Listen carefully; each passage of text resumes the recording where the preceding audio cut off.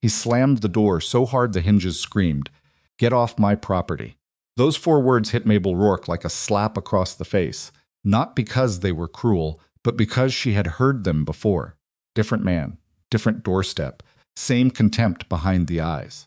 The kind of look that measures a woman by the space she takes up in a room and decides, before she opens her mouth, that she isn't worth listening to. She didn't move.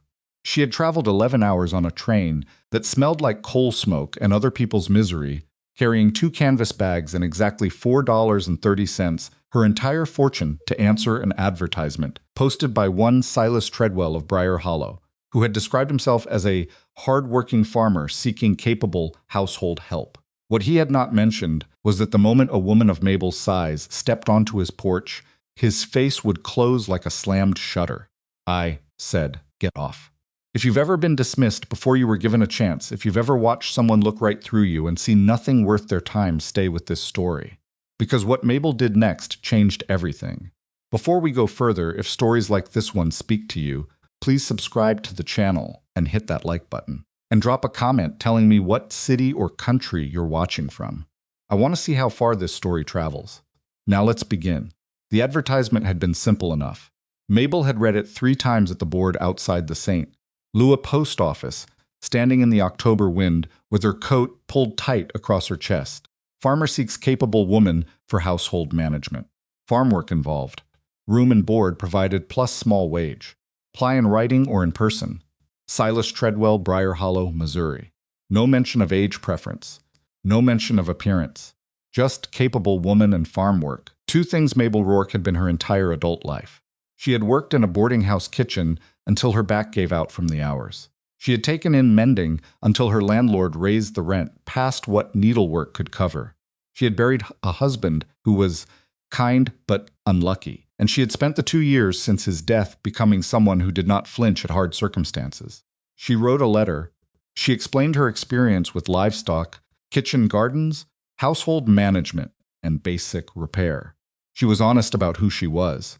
She did not describe what she looked like because the advertisement hadn't asked.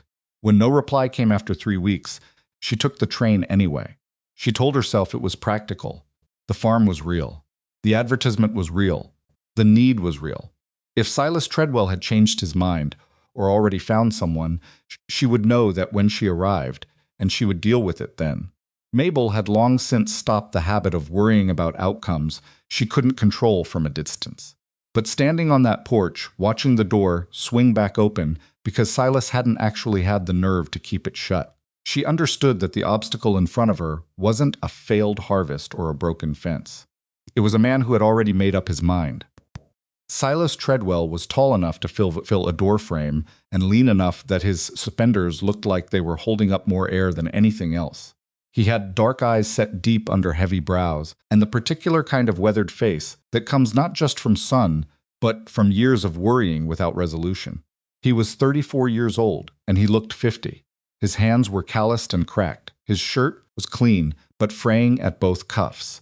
And he was staring at Mabel with an expression she had cataloged so many times in her life she could have drawn it from memory. Surprise, discomfort, calculation, dismissal.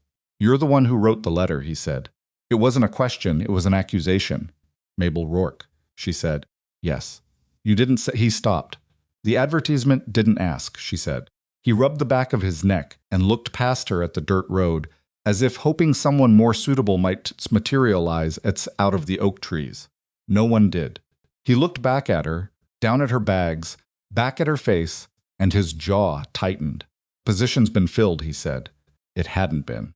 She could see it on him, the particular exhaustion of a man who had been waiting for rescue and wasn't sure rescue had arrived.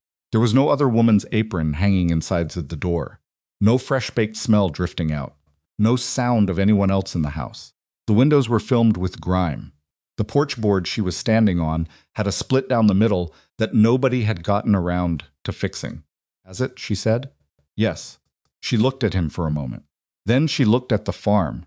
She did it deliberately and slowly, the way a carpenter looks at a structure before deciding whether it's worth saving. Let her eyes move from the leaning fence post at the garden's edge to the gap in the barn roof, where light was coming through at the wrong angle to the field beyond. where last season's corn stalks were still standing in the ground, gray and collapsed and uncleared. Then she looked back at him. "How long since the milk cow dried up?" she said. He blinked. "What, your cow?" "She's standing too still, hip bones showing." "How long since she's been giving?" His mouth opened, closed. He hadn't expected that. "Couple months," he finally admitted. "And the hens? They lay some. 3 eggs a week or 5? He stared at her. "How'd you know about the—" "Because I'm looking at your property, mister. Treadwell, and I know what I'm seeing." She kept her voice even. Not hostile, not pleading, just matter of fact. "Your fences are down on the north side. Your garden's gone to pigweed. Your barn's losing its roof. Your fields weren't turned over before winter, and you've got rye struggling to come up in ground that hasn't been properly worked in at least 2 seasons. She paused. "But your hogs look healthy. Your house is sound the bones of it, anyway. Your willows along the eastern edge stead tell me you've got water you're not using right. And that rye isn't dead. It's stubborn. Kind of thing that survives if someone starts paying attention." Silas hadn't moved. He was watching her with an expression she couldn't quite name, something between offense and the particular alertness of a man who has just heard something he didn't expect to be true. "Positions filled," he said again, but his voice had changed. It was lower, less certain. "All right," Mabel said. She picked up her bags. She walked down the porch steps, feeling the familiar heaviness in her knees that always came after sitting for long hours on a train. And she started up the road toward whatever passed for town in Briar Hollow. Her feet hurt. Her back was already complaining. The October air was cold and sharp, and she had no clear plan beyond finding somewhere to sleep that wasn't the side of the road. She had gone about 40 feet when he called after her. "What do you mean about the willows?" She stopped walking. She didn't turn around immediately. She took one breath, let it out, and turned. "Willows grow where water is," she said. "Yours are healthy. That means you've got a reliable source east of the house. But your livestock are going to your well because no one's run a channel to bring the water to where it's useful. You're losing half your water to seepage before your animals ever get to it."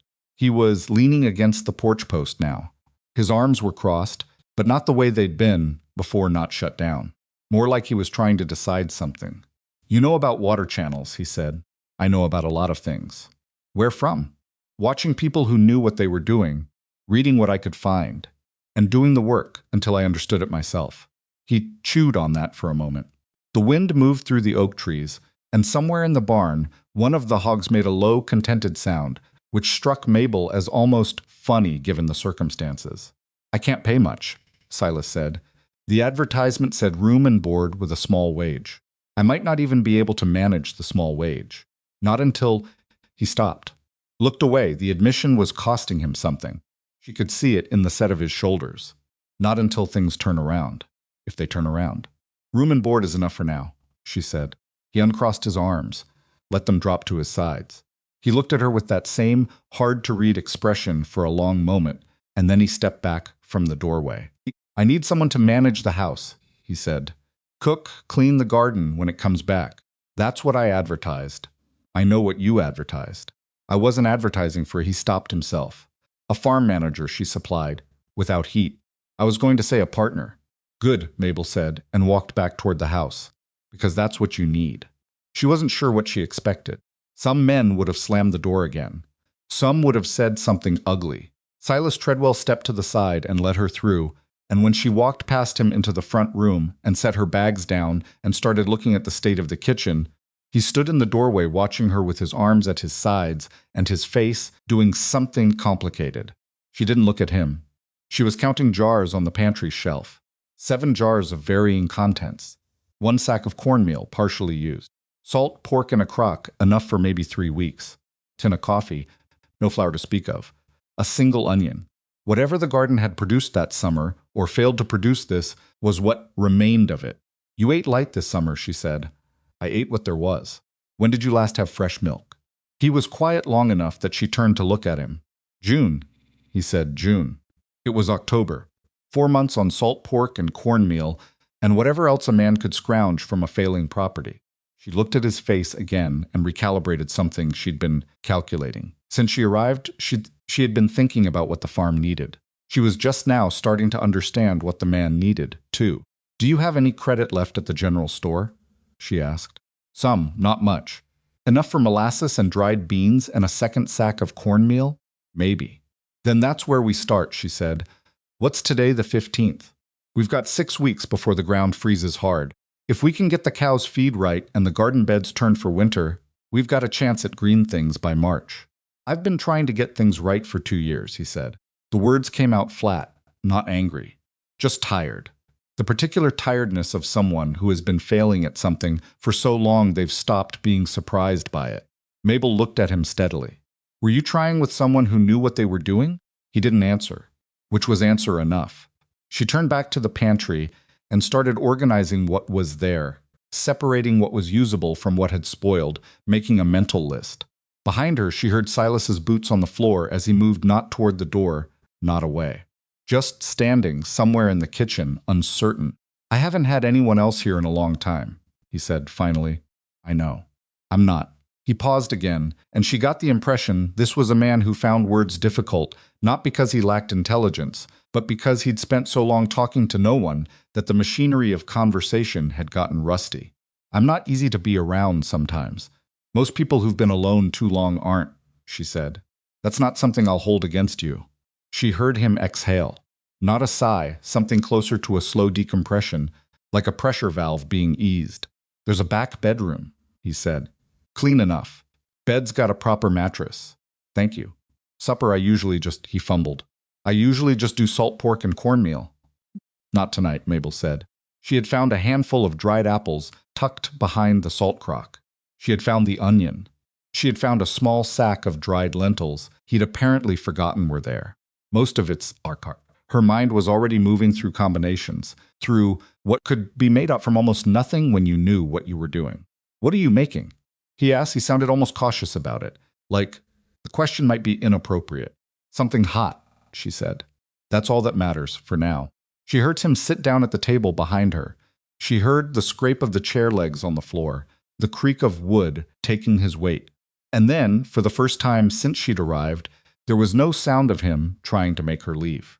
Just the quiet of a kitchen getting to work. Outside, the October wind was picking up. The single lamp threw its thin light across the room. Mabel found a pot, filled it from the water bucket, set it on the stove, and started doing what she had always done when everything looked impossible. She started with what was in front of her. What she didn't know yet, what neither of them knew, as that first strange supper cooked on the stove and the wind found every gap in the old farmhouse walls, was how bad things truly were. The ledger Silas kept was a document of slow-motion disaster. Debts at the general store, seed bought on credit and not repaid, promissory note on the barn repair that had never been completed, the names of 3 neighbors who had loaned him equipment and not gotten it back. What she also didn't know was that this was not the worst of it. The worst of it would come in the spring, with snowmelt and floodwater and a field that had taken everything they had between them to drain 2 people who had started as deciding, in the middle of a catastrophe, whether they were willing to bet everything they had left on each other. That was spring. Tonight, the lentils were softening in the pot. The dried apples were sweetening the broth.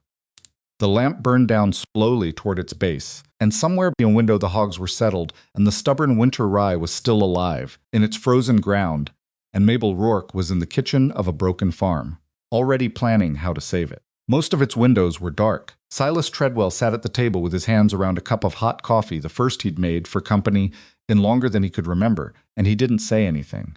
But he didn't look away either. The morning after Mabel Rourke cooked her first supper in Silas Treadwell's kitchen, she was up before the sun. Not because she was trying to make an impression. Not because she wanted him to see her being industrious at 4 in the morning. She was up because she couldn't sleep because her mind had been running numbers since midnight and none of them were adding up to anything comfortable. She lay in the back bedroom on the proper mattress Silas had mentioned, staring at the dark ceiling, and she did what she always did when fear started circling. She made lists. What they had, what they needed, what could wait and what could not. By the time she could see her hand in front of her face, she was dressed and in the kitchen, building the fire back up from the banked coals, and she had already decided on the first 3 things that needed to happen that day. Not in any vague, hopeful sense. in the specific ordered, this before. That sense, that was the only way she knew how to keep a bad situation from becoming a catastrophic one. She heard Silas's boots on the floor above her at 5:30. She heard him stop at the top of the stairs. There was a pause. She imagined him standing there, surprised to smell coffee, surprised to hear someone moving around in his kitchen, and then his boots came down the stairs, one slow step at a time. He appeared in the door in clothes he'd worn yesterday, his hair uncombed, his face carrying the particular blankness of a man who hasn't decided yet whether to be grateful or guarded. She poured him a cup without asking. He sat down. "You made a list," he said, looking at the paper she'd set on the table. "Several." He picked it up, read it, put it back down. He was quiet for a moment, and she could see him working through what was on it, not resisting it exactly, just processing. "You want to check the fence line this morning," he said. "I want to know what we're actually dealing with. The fence line, the barn, the fields, all of it. I need to see it with my own eyes before I can plan anything properly." "I know what's wrong with it," he said. There was a small defensiveness in his voice, not hostile, just the quiet bristle of a man who didn't want to be shown the extent of his own failure. "I'm sure you do," she said. "But I don't, and I need to." He drank his coffee, looked out the window at the early gray light. Then he nodded, once, and that was that. They went out together into the cold October morning, and what Mabel saw in the full light of day was worse than what she'd assessed from the porch the afternoon before. The north fence wasn't just leaning, 3 full sections were down, the posts rotted through at the base, the wire gone slack and curled back on itself. The east pasture, which should have been empty and resting through the winter, had been used so hard that the ground was compacted into something closer to packed clay than soil. The garden beds were a tangle of pigweed and dead tomato vines, and something that had once been squash and was now just dried lace on the frozen ground. And the barn. She stood inside the barn for a full minute without speaking, letting her eyes adjust, letting herself look at it honestly. 3 boards missing from the south wall. The hayloft floor was soft. In the middle, she didn't go up there. She could see from below that it wasn't safe, and the trough along the west wall had a crack in it that had been patched with clay. At some point, poorly, and the patch had failed. Light came through the roof at 4 separate places she could count without moving. The hogs were fine. That was the thing that kept striking her. 8 hogs in decent shape, alert and interested when she and Silas came in, pressing against the gate to see what was happening. Silas had kept those animals in reasonable condition through what was clearly a very difficult stretch. And that told her something about him, something she filed away for later. "How long has the trough been cracked?" she asked. "Since July," he said from behind her. "What are they drinking from now?" "I carry water from the well." She turned to look at him. He was leaning against the barn wall with his arms crossed, watching her survey his property with an expression that she was starting to understand wasn't resentment, it was something closer to dread. The dread of a man who had been alone with this knowledge for so long that having someone else see it made it more real. "Every day," she said. "You're carrying water from the well to the hog trough." "Yes. That's 200 yards at least. 180. Twice a day, 3 times in summer." She turned back to the trough. The crack ran diagonally across the bottom, maybe 14 inches long. She crouched down carefully, because her knees didn't love that, and the ground was cold and uneven, and ran her finger along it. "This can be fixed with proper hydraulic lime," she said. "You have any?" "No. Is there any at the general store in town?" "There might be. Henderson keeps a lot of odds and ends. I'll add it to the list." She straightened up, pressed one hand against the wall to help herself rise, and didn't look at him while she did it. She had learned a long time ago to manage the things her body needed without making a performance of it in either direction, not pretending everything was effortless, not apologizing for what was difficult. She simply did what needed doing and moved on. "Now show me the fields." Fields were the hardest part. Silas walked her out past the garden, past the east pasture, out to the 3 main planting fields that stretched along the slight slope behind the farmhouse. The winter rye she'd spotted from the road was in the middle field, and up close it was even more tenuous than she'd thought, thin and patchy, with long stretches of bare ground between the green growth, the kind of result you got when seed had been broadcast over soil that hadn't been properly prepared to receive it. The south field was a disaster. She walked it slowly, feeling the ground under her feet, watching how the soil moved or didn't move under each step. It was hard in some places and strangely soft in others, with a low depression along the western edge that collected standing water even now, even in October, even when they hadn't had significant rain in 2 weeks. This field flooded, she said. Yes. When every wet spring.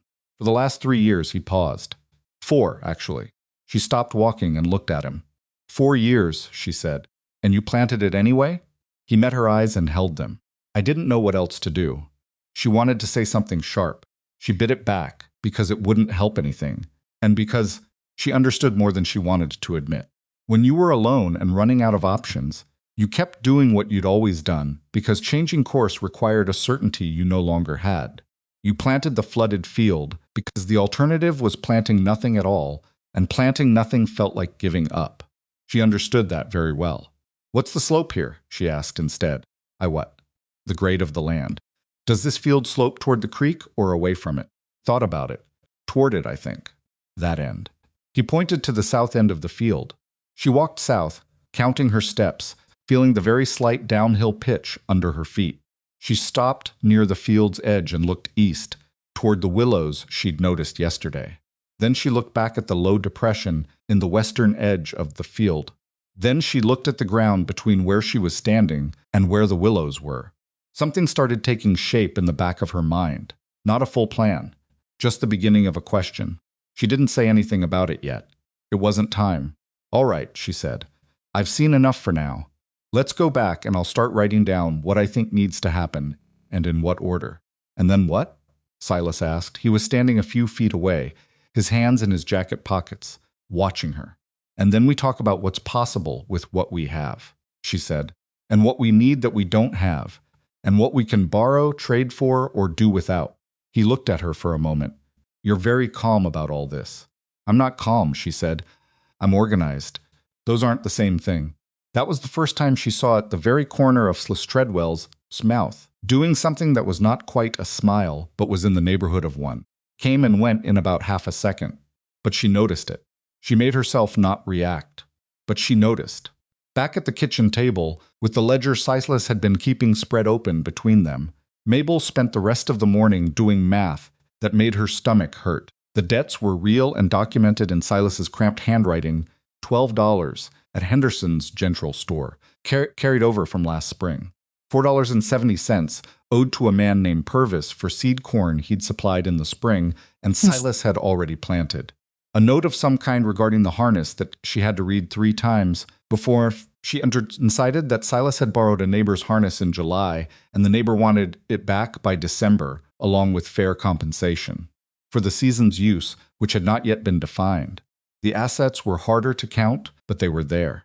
She insisted on counting them, even when Silas kept looking at the debt column and shaking his head. 8 healthy hogs, she said, writing, worth roughly $3 each at markets. So $24 potential if we can get them there in good condition before hard winter. Winter rot, if it survives and we get decent rainfall, could give us something in early spring, not much, but something. The cow, what's her name? She doesn't have one. Mabel looked up. I don't name animals, he said a little defensively. It makes things harder. She considered this. Fair enough. The cow can be coaxed back into milk if we improve her feed, which means the hydraulic lime for the trough is actually an urgent purchase, not a future one, because she needs access to proper water before anything else improves. The chickens, how many do you have? 9 hens. No rooster. 9 hens is enough if they're laying properly. Why aren't they laying properly? He shrugged. What are you feeding them? Corn scratch when I have it. Whatever they scratch up themselves otherwise. She wrote that down. They need grit and something green. I saw some chickweed along the fence line that helps. It's not a big fix, but it costs nothing, just attention. He was watching her write. She got the impression he wasn't used to watching someone think out loud on paper. His own ledger was numbers and names, no explanation, no plan. Just the record of what had already happened, like a document of wounds. You really think we can dig out of this? He said. It was half question, half statement, weighted about 60-40 toward disbelief. I think the farm can survive the winter if we do the right things in the right order, she said. I didn't say it was going to be pleasant. What's the right order? She tapped the list she'd been making. Fix the trough. Improve the cow's feed. Get the hens laying again. Repair the worst section of the north fence before something gets through it. Turn those east garden beds before the ground freezes all the way. And we need to go to town. For the hydraulic lime. For the lime and to see what Henderson will extend us. And to ask around, she paused. There's something I want to look into. What? I'll know more once I ask, she said, which was true, and also a way of not getting his hopes up about something that might not pan out. They went to town the following morning. Briar Hollow was not much of a town in 1875. It was more of a determination than a destination, a cluster of buildings that had agreed to be near each other on the off chance that enough people would follow. Henderson's general store was the most substantial structure, a 2-story building with a porch along the front and a covered side entrance where deliveries came in. There was a smithy, a small feed store, a church, a building that served as both post office and barber shop on alternating days, and a scattering of houses. People noticed Mabel. She was used to that. She had learned a long time ago to let people's looking pass through her without lodging, the way water slides off oilcloth. She walked beside Silas into Henderson's, and she kept her chin level and her eyes on the shelves, and she let the 2 or 3 other customers in the store look and whisper to each other, and she paid them no more attention than she paid the weather. Henderson himself was a round-faced man in his 50s, with wire spectacles and the particular manner of a merchant who had survived hard times by being simultaneously warm and careful. He knew who Silas was, of course he did. In a town this size, everyone knew everyone's situation, and he looked at Mabel with clear curiosity when Silas introduced her. "Mrs. Rourke," Henderson said, extending his hand over the counter. "You've taken on managing the Treadwell place?" "I have," she said, and shook his hand and didn't elaborate. "Well," he glanced at Silas, then back at her. "What can I help you with?" She placed her list on the counter and they went through it, item by item. Hydraulic lime, yes, he had some 2 bags in the back. Dried beans, yes. Cornmeal, yes. Though his price had gone up slightly, and she negotiated it back down by 3 cents on the pound, which made Henderson blink and then nod with something that looked like professional respect. Molasses. Dried chickweed, no, but she hadn't expected him to have that. A length of good wire for fence repair. She had added it to the list this morning, calculating the minimum she needed for the most dangerous section. When they'd tallied everything, she looked at the number and looked at Silas. He was standing slightly behind her, and she could feel his tension. The credit he had was enough to cover half of what she'd written down. She had known that before they walked in.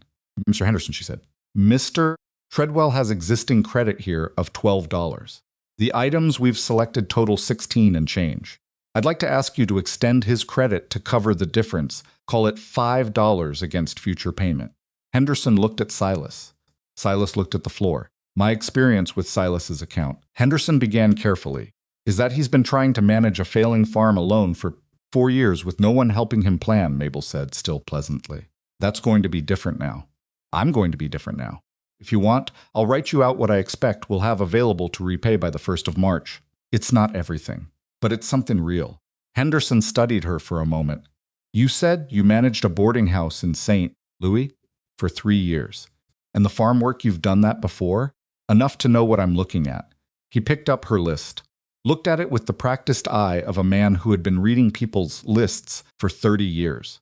Something in the order of the items, the specificity of the quantities, the small notations she'd made beside each entry, she could see him registering those things. "I'll extend the credit," he said. $5. "First payment expected by March 1st. "Thank you," she said. Behind her, she heard Silas's exhale. As Henderson went to gather their order from the back, Mabel turned and found Silas watching her. There was something in his expression she hadn't seen before, not quite gratitude, not quite embarrassment. Something in between, with a layer of something else under it that she couldn't name right away. "You didn't tell me you were going to do that," he said quietly. "I didn't know how he'd respond," she said. "If I'd told you, you'd have talked me out of trying." His jaw tightened briefly. "You might be right about that. I usually am," she said, and then regretted it, because it sounded like boasting, which she hadn't meant. "About some things," she added. "Not all of them." He made that almost smile again. It lasted a fraction of a second longer this time. They loaded the wagon with their supplies and were almost ready to leave when Mabel said casually, "Is there a widow who lives in town? Lost her husband recently? I heard something about farming tools sitting unused." She had not, in fact, heard anything. She had guessed, based on a collection of small observations, a house at the edge of town with a man's boots still on the porch and no smoke from the chimney at midday, the kind of detail you noticed when you'd lived among people whose circumstances could turn on small things. Henderson overheard her from behind the counter. "You'd be thinking of Agnes Bell," he said. "Lost her husband in August. She's in the White House on the North Road, past the smithy." Mabel looked at Silas. He was looking back at her with an expression that said he'd understood something about how her mind worked and wasn't sure yet whether to be impressed or unsettled. "Can we spare another 20 minutes?" she asked him. He didn't answer. He just turned the horses north. Agnes Bell was a narrow, upright woman, somewhere past 60, with sharp eyes behind a tired face and the particular posture of someone who had been holding herself together by sheer will since August. She answered the door in her husband's old work coat, which she was clearly wearing for warmth rather than sentiment, and she looked at Mabel and Silas on her porch with the cautious attention of a woman who'd had enough surprises recently and wasn't eager for more. "Mrs. Bell," Mabel said, "I'm managing Mr. Treadwell's farm out on the East Road. I'm sorry about your husband." Agnes looked at her for a moment. "Thank you," she said. Just that, not the automatic deflection of someone dismissing condolences, but the simple acceptance of someone who meant it. "I've been told your husband was a farmer," Mabel said. "I wanted to ask, and please say no if the answer is no, whether any of his equipment might be available. We're in a difficult position, and we need tools we don't have. I can't pay up front, but I can offer a share of harvest next year, in writing, with terms you set." Agnes was quiet for a moment. She looked past Mabel at Silas, who was standing 2 steps back with his hat in his hands, and she seemed to assess him, and then she looked back at Mabel. "What tools are you after?" she asked. "A plow, if you have one. A harrow, a scythe, fence stretchers, and a post driver if your husband had them." Agnes pulled the work coat tighter. "He had all of those. They're in the shed." She paused. "I don't have anyone to use them." "That's why I'm here," Mabel said. Another silence. Agnes looked at her with those sharp, tired eyes, and Mabel stood still and let herself be looked at and didn't try to fill the quiet with more words. "You'll write the terms down," Agnes said finally. "Signed." "Yes. And you'll have someone else witness it, not just the 2 of you." "Absolutely." Agnes nodded slowly. "Come in then. I'll put the kettle on, and you can write it out." The shed behind Agnes Bell's house was a kind of impossible abundance after the bare, broken feeling of Silas's barn. Everything was hung on proper hooks or stacked against the wall in an order that made sense. The plow with its blades still oiled and wrapped in burlap, the harrow's tines intact, the set scythe with its handle free of cracks, the post driver solid and heavy and exactly what Mabel needed. Harold Bell had been a careful man. Everything he owned was ready to be used. Standing in that shed, Silas said nothing for a full minute. He ran his hand along the plow's mold board, checking the metal, feeling for cracks. "These are good tools," he said quietly. "I know," Mabel said. "She's really going to let us take them. She's going to let us borrow them against future payment." "Yes." He turned and looked at Mabel with an expression that was harder to read than usual. "How did you know to come here?" "I didn't know," she said honestly. "I guessed and asked." "That's not the same as knowing. Most people would have waited until they were sure. Most people would have waited until the ground froze and the tools were useless," she said. "I can't afford to wait to be sure of things." They loaded the tools carefully into the wagon bed, wrapping the scythe blade the way Harold Bell would have wanted, and Mabel felt something shift between herself and Silas as they worked together without talking. Not a dramatic shift, nothing that announced itself. Just the small recalibration that happens between 2 people when they have done something together that actually worked. Agnes Bell stood at her porch and watched them go. Mabel looked back once, and Agnes raised one hand, not quite a wave, more of an acknowledgement. Mabel raised her hand back. The drive home was mostly quiet. The wagon was heavier now, with the tools and the supplies, and the afternoon light was dropping fast the way it did in October, the sky going from pale blue to pewter in the space of about 40 minutes. Silas drove, and Mabel sat beside him with the ledger on her knee, making notes, and after a while he said, "You negotiated Henderson down 3 cents on the cornmeal. He was overcharging by 5, she said without looking up. I left him 2. He charged me that price for 2 years. I know, she said, and you have to know what things cost, and you have to be willing to say what you know, she said. Henderson's a fair man. He's not going to argue if you're right about the numbers." Silas was quiet again. "Then what else have you noticed that I've been doing wrong?" It was the question she hadn't expected him to ask. Not so directly, not so soon. She looked up from the ledger and found him watching the road ahead, his profile set and careful, and she understood that it was costing him something to ask it, that there was more pride involved in this question than it appeared. She thought about how to answer. "You've been doing the best you could alone," she said. "A lot of what looked like mistakes were just the result of not having enough hands or enough time. The hogs are proof of that. You kept those animals healthy under conditions that would have lost them for a lot of other men. But you've been too close to the problem to see it clearly. When you're in the middle of a failing thing, you start to believe the failure is inevitable. You stop seeing options because you're too tired to keep looking for them." He absorbed that. "Is that what you think happened? I think you gave up on some things before you needed to. The garden, the fencing, the trough." She paused. "I don't say that to criticize. I say it because those are also the things most likely to be recoverable if we move on them now." He nodded slowly. The farm appeared at the end of the road, its gray roofline against the pewter sky, looking in that light both more broken and more salvageable than it had yesterday. "You said this morning that you're not calm," he said, "that you're organized. What does that mean exactly?" She thought about it. "It means I'm afraid of the same things you are," she said. "Debt, the winter, the field that keeps flooding. I'm not afraid of those things. I do the next item on the list, and then the enormous, and I try not to look at the whole picture all at once, because the whole picture right now would flatten most people." "It's flattened me," he said. Matter of fact. Not self-pitying. "I know," she said. "That's why I'm here." They pulled into the yard and unloaded in the dusk, and Silas carried Harold Bell's plow into the barn with the kind of deliberate care that told Mabel it meant something to him. And she carried the bags of cornmeal and dried beans into the kitchen, 2 at a time, stopping twice to catch breath and rest her arms, because the bags were heavier than they looked, and the distance from the wagon to the kitchen door was longer at the end of a full day than it had been in the morning. Nobody commented on how long it took her. Silas was in the barn, she was in the kitchen, they were each doing what needed doing. That night, after supper, proper supper, beans and cornmeal with molasses and the last of the dried apples, nothing fancy but filling, genuinely filling, Silas pulled something out from under the seat of the old chair by the fire. It was a book, thick and worn, the spine held together by what appeared to be dried glue and stubbornness. "My father kept this," he said. "It's about soil drainage, mostly. He tried to teach me, but I wasn't a good student." He set it on the table. "I thought you might want to look at it." Mabel picked it up.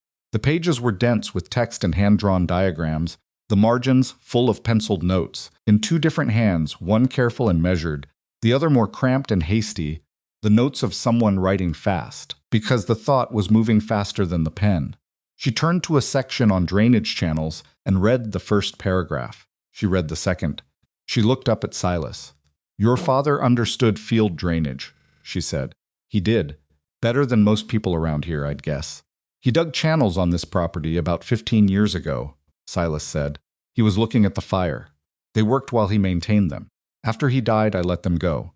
I didn't. I don't know. I thought it didn't matter. The south field kept flooding anyway, and I thought the channels hadn't helped." Mabel looked back at the book.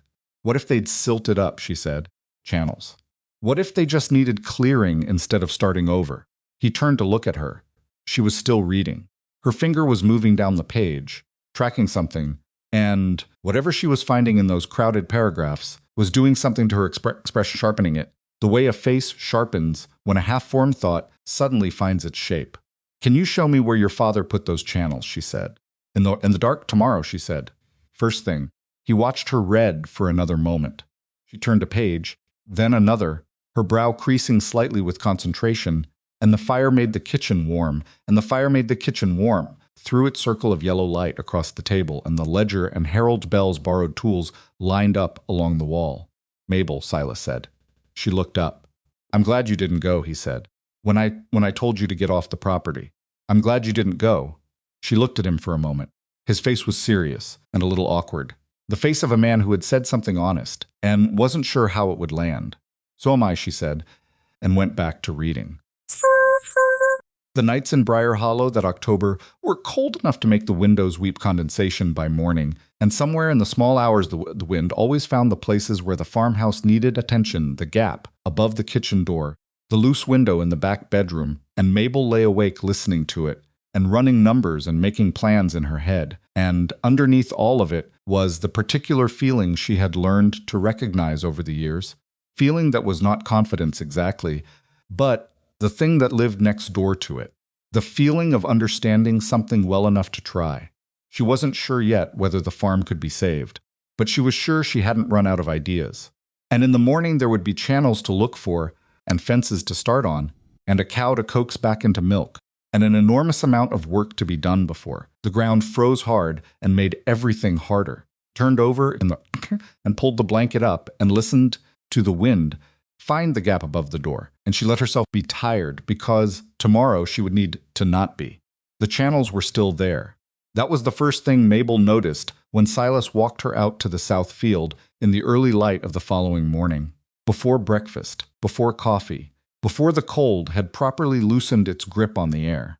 He led her along the field's western edge, through the dead grass and the frost-stiffened weeds, and she kept her eyes on the ground rather than the sky, which was her habit when she was looking for something specific, rather than taking in the general picture. They were shallow now, silted over and grown through with grass roots, barely visible as a depression in the surface. They were there. She could trace them, the main line running east toward the willow row, with two narrower branches angling off it, like the veins of a leaf. Harold Bell's father-in-law's book had described this exact configuration. Main channel for volume, branch channels for distribution. Draw the water toward the low point and let gravity do the rest. She crouched down and dug her fingers into the silted depression. The soil came away, dark and clumped, compressed by years of neglect but not destroyed. Underneath the crust, it was still soil, not stone. How deep were they originally? He asked. Silas had his hands in his jacket pockets and was looking at the channel like a man looking at something he'd made himself forget. My father said 2 feet in the main, 18 inches in the branches, and now there may be 8 inches if that. She stood and brushed the mud off her fingers. They silted up. That's all. Someone would have needed to clear them every few years, and nobody did. That someone would have been me, he said. After your father died, you were running this place alone. I still let them fill in. She looked at him. He wasn't looking for absolution, she could tell that much.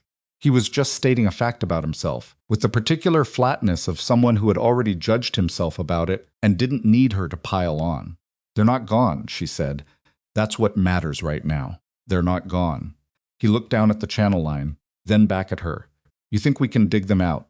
I think it's easier than digging new ones, she said. Path is already cut. We just have to follow what's already there. What she did not say, because the thought was still forming, because she didn't want to open a conversation about something she hadn't fully worked out yet, was that this discovery changed her calculation about the south field in a significant way. She had been thinking of that field as something to manage around, to accept as a loss in wet years. Standing here now, looking at these channels, she was starting to think of it differently, not as a liability. As a problem with a solution that had already been invented, already been proven, already been right here on this property for 15 years, waiting for someone to stop giving up on it. That was a conversation for later. Right now there were more immediate things. Cow was the first priority. She had a name now. Mabel had given her one, privately, in her head, because it made it easier to think clearly about an animal, if you thought of it as a specific animal rather than a category. She called her November because that was what she reminded Mabel of, stubborn and gray and hard to warm up, but not beyond warming. November's feed had been the problem all along. Silas had been giving her dry corn scratch in insufficient quantities, which was the kind of thing that happened when a man was managing too many problems at once and making small cuts everywhere to get through the week. It wasn't neglect so much as triage, but the result was a cow in poor condition who had stopped producing milk because her body had correctly decided it could not afford to. The hydraulic lime had fixed the trough inside 2 days. Silas had mixed and applied it, while Mabel supervised, because the crouching and the reaching were easier for him than for her, and she knew it. And she allocated the labor accordingly, without making an event of it. Clean water available at all times. Better feed, rationed carefully but consistently. We'd gathered from the fence lines and added to the hens' diet.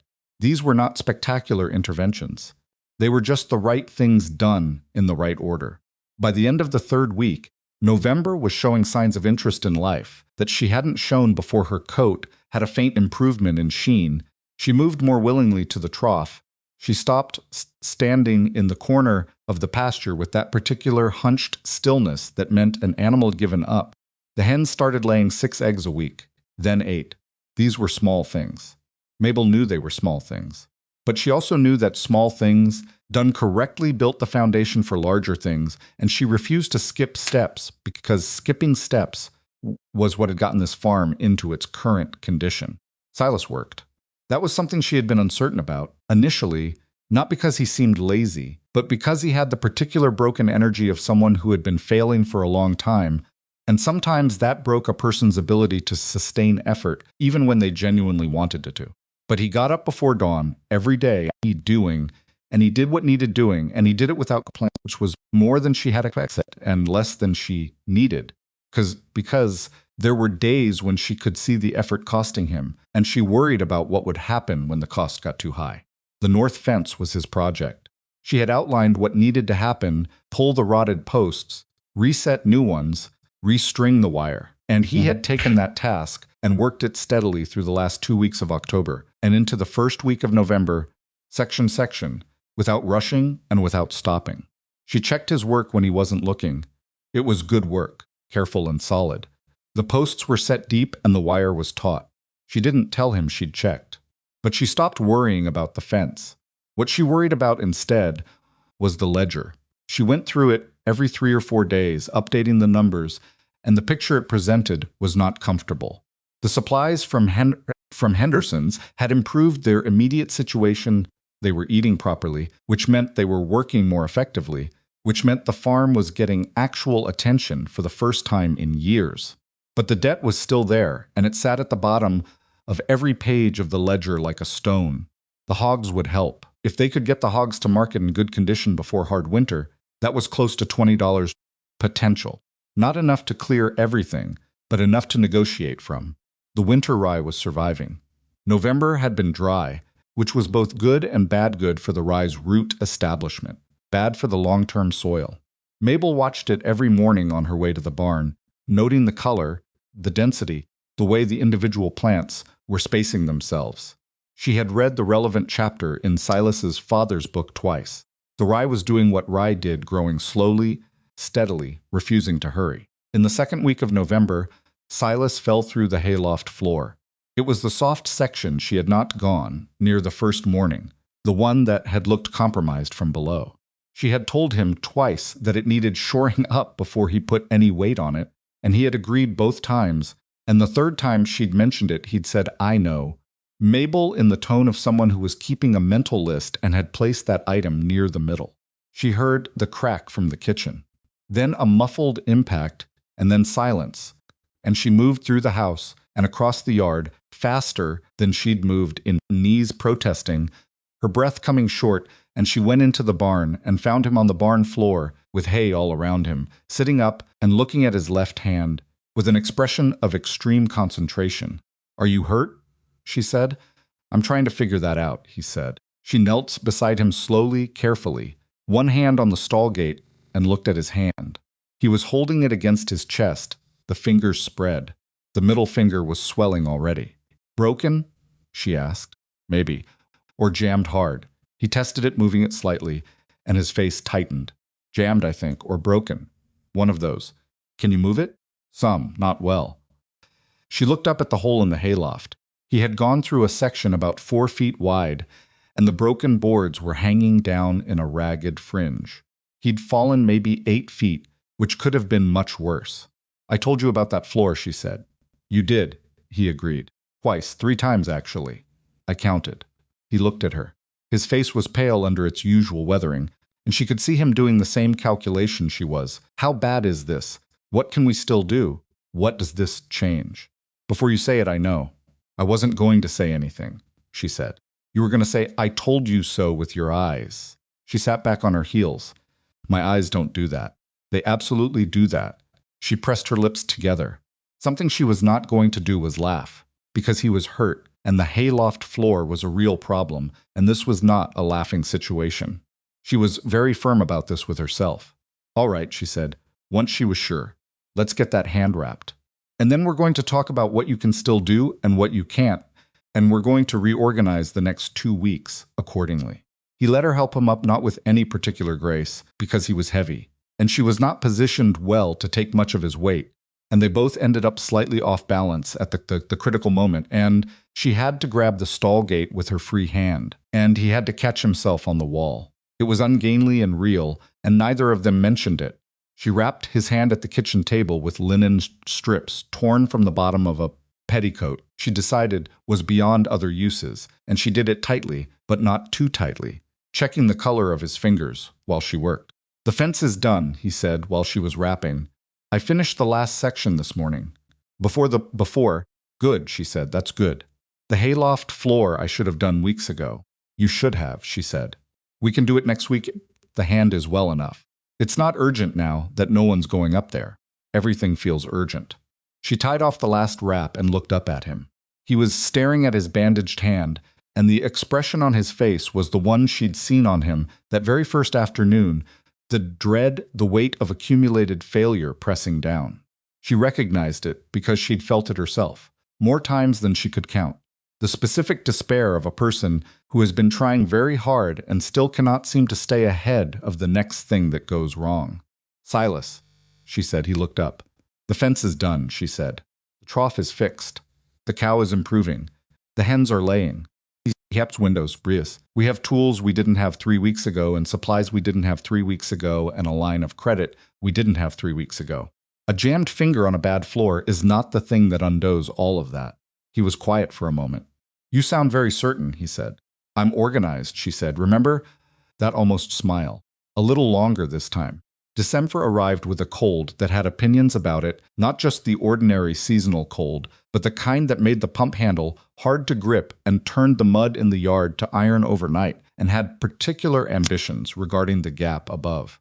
Kitchen door, which Mabel finally addressed herself with a strip of burlap and 2 finishing nails on a morning when the draft was making the kitchen fire pointless. Silas's hand healed mostly, though the middle finger was always slightly stiff after that, and he developed the unconscious habit of flexing it when he was thinking. Most of its windows were dark, which meant Mabel often tell when he was working through something by watching his hand from across a room.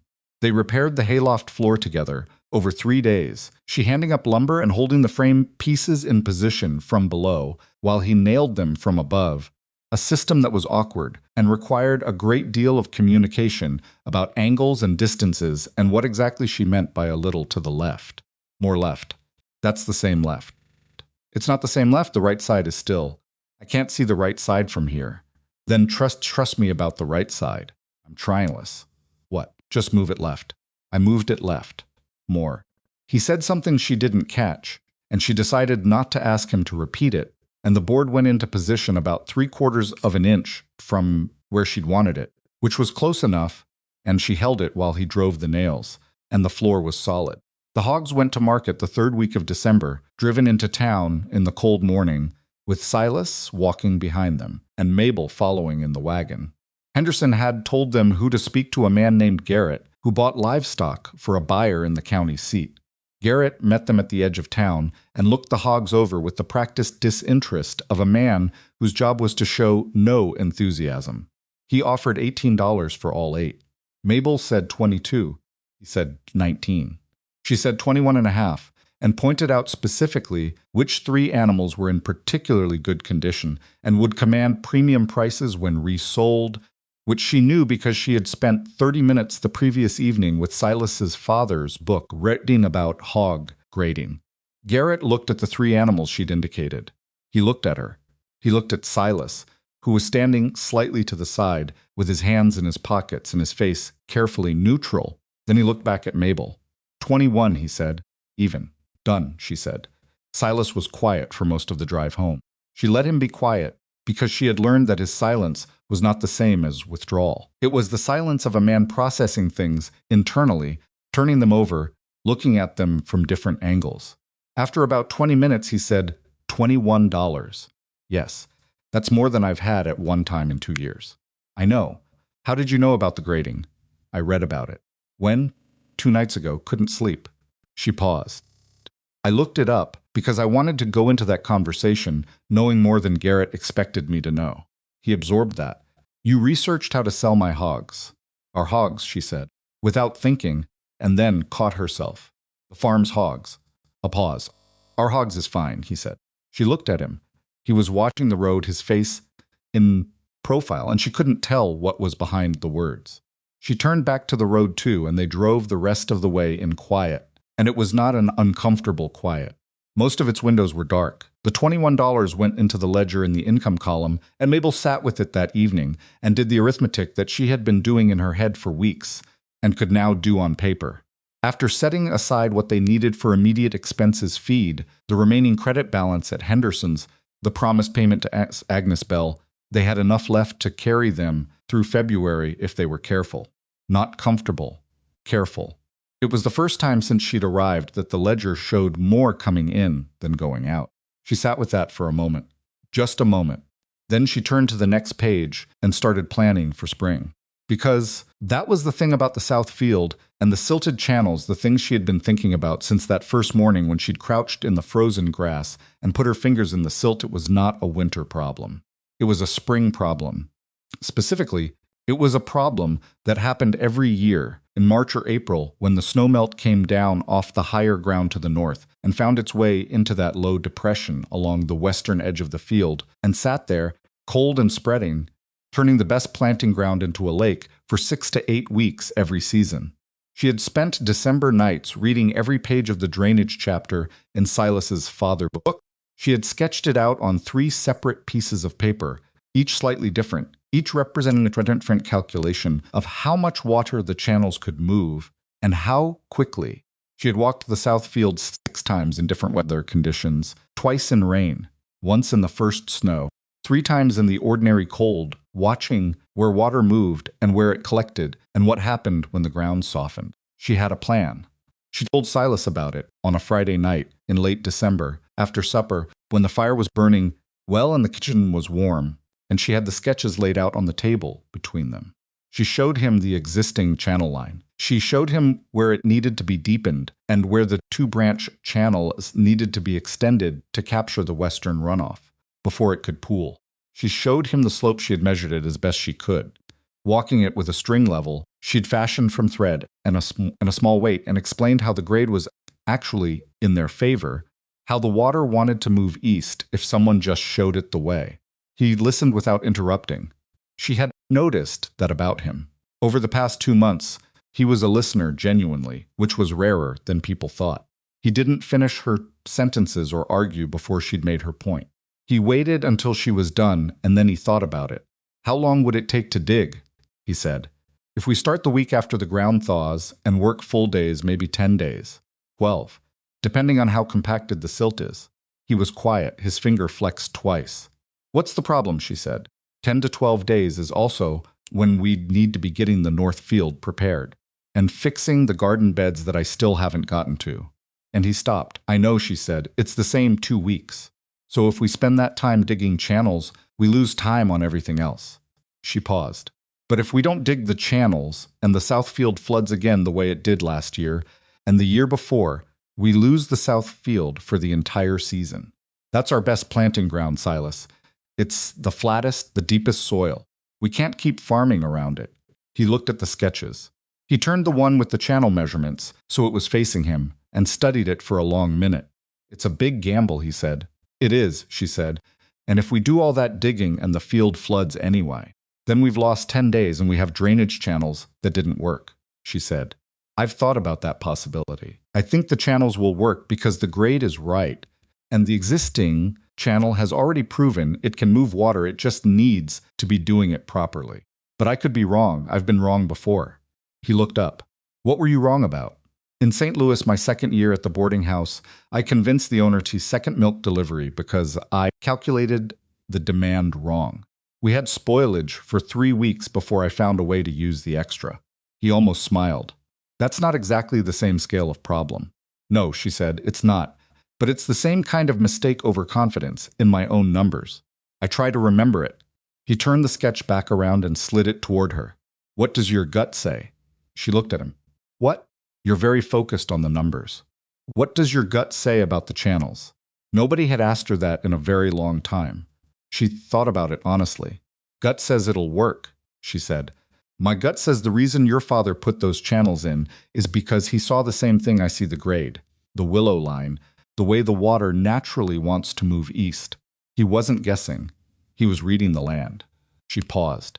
My gut says the South Field has been losing this farm for 4 years because someone gave up on what your father built. He took that without flinching. That someone being me. That someone being a man who was alone and overwhelmed and didn't have the information he needed, she said. That's different from just giving up. He looked at the fire. A log shifted and sent up a small spray of sparks. If we do this, he said slowly, we do it right.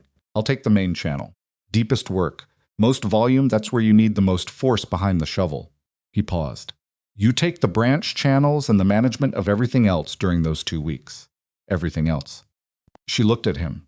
That's a significant division of labor. Yes, he said, but it's the right one. A pause. My back is stronger than yours for sustained digging. Your planning is better than mine for the rest.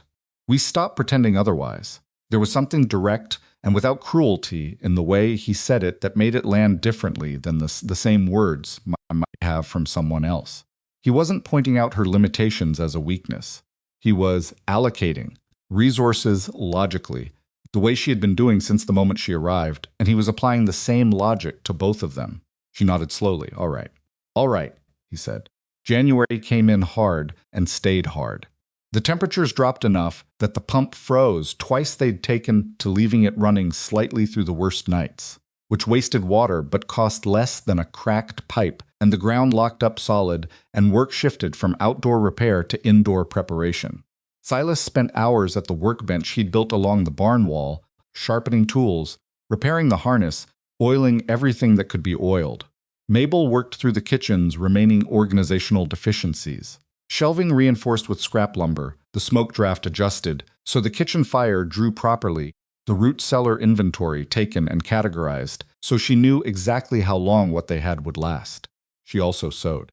It was not something she talked about with Silas, but in the evenings, when the outdoor work was done and the fire was burning well and the cold pressed against the windows, she worked through a pile of fabric she'd brought in her canvas bags from St. Louis pieces she'd collected over years, bought cheap when bolts were damaged or dye lots wrong. She made practical things.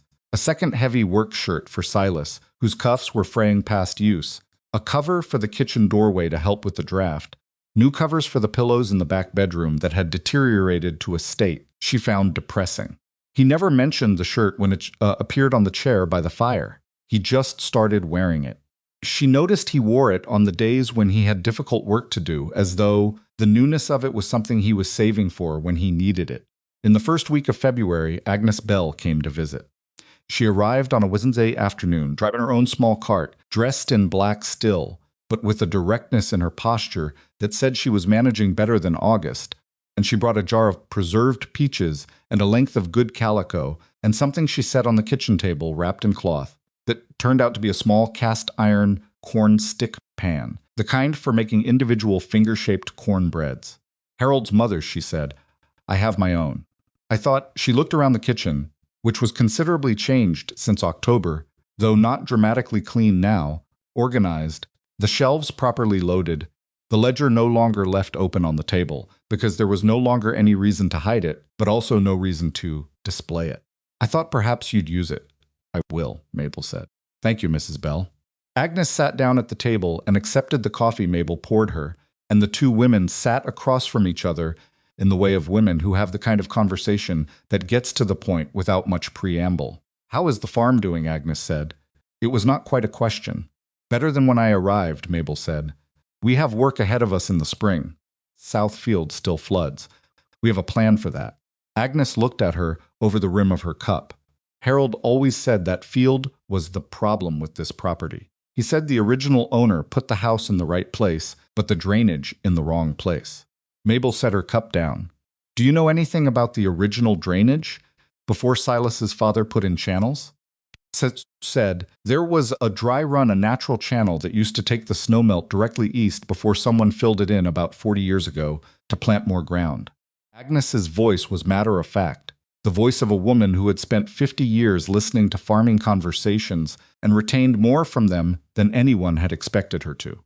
Harold said whoever filled it in gained an extra half-acre and lost a workable field. He thought it was a poor trade. Mabel was looking at her with the particular expression she got when something new fit into something she already knew. Where did that dry run exit? She said. To the east. Did it go north or south of the willow line? Agnes thought about it.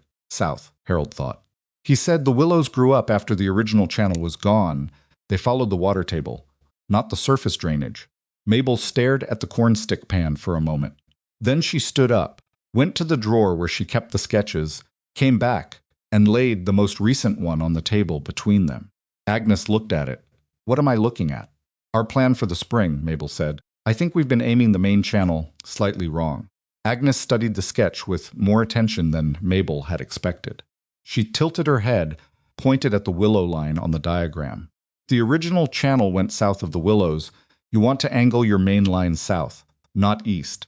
That's what I'm thinking now. That would take it closer to the low ground near the creek, which is where the water should go anyway. Mabel sat back down. I need to walk it again and check the grade. Agnes was quiet for a moment. Harold would have liked talking to you, she said. I would have liked talking to him, Mabel said. They sat together for another hour, and Agnes Bell told her more about this county's soil and water and weather in that hour than Mabel had been able to piece together from the book, and her own observation in 3 months. And Mabel wrote all of it down in the margin of her sketches in her small, precise handwriting, and when Agnes left, she stood at the kitchen door and watched the small cart disappear down the north road and felt something she could not quite name, not gratitude exactly. Though it was part of that, not relief exactly, though that was in it too. Something more like the feeling of a door opening in a direction you hadn't known to look. She was still standing at the kitchen door when Silas came in from the barn. He looked at her, looked at the sketches in her hand, read her face the way he had gotten better at reading it over the past 3 months. What happened? He said. Agnes Bell told me about a dry run that used to carry the snowmelt east before someone filled it in 40 years ago, she said. I think our main channel angle is wrong. He went still. Wrong how? We've been planning to run it east-northeast. Agnes thinks the original drainage ran southeast, closer to the creek. If she's right, the grade in that direction is steeper and the water would move faster. If she's right, I need to walk it again in the thaw, she said. But Silas, if the natural grade runs that direction, and we've been fighting it with the wrong channel angle, then digging the right channel would work even better than we planned, he said slowly. Or faster, she said. We might be able to move more water than we calculated. He looked at her. She looked at him. Outside, the February cold pressed at the door, indifferent, and somewhere in the barn November lowed once, low and content, and the hayloft floor that Silas had rebuilt held without complaint above her. Neither of them said anything for a moment. You're starting to think this might actually work, he said. She looked down at the sketches in her hand. At the revised angles she'd sketched in Agnes Bell's penciled-in corrections. At the numbers she was already recalculating in her head.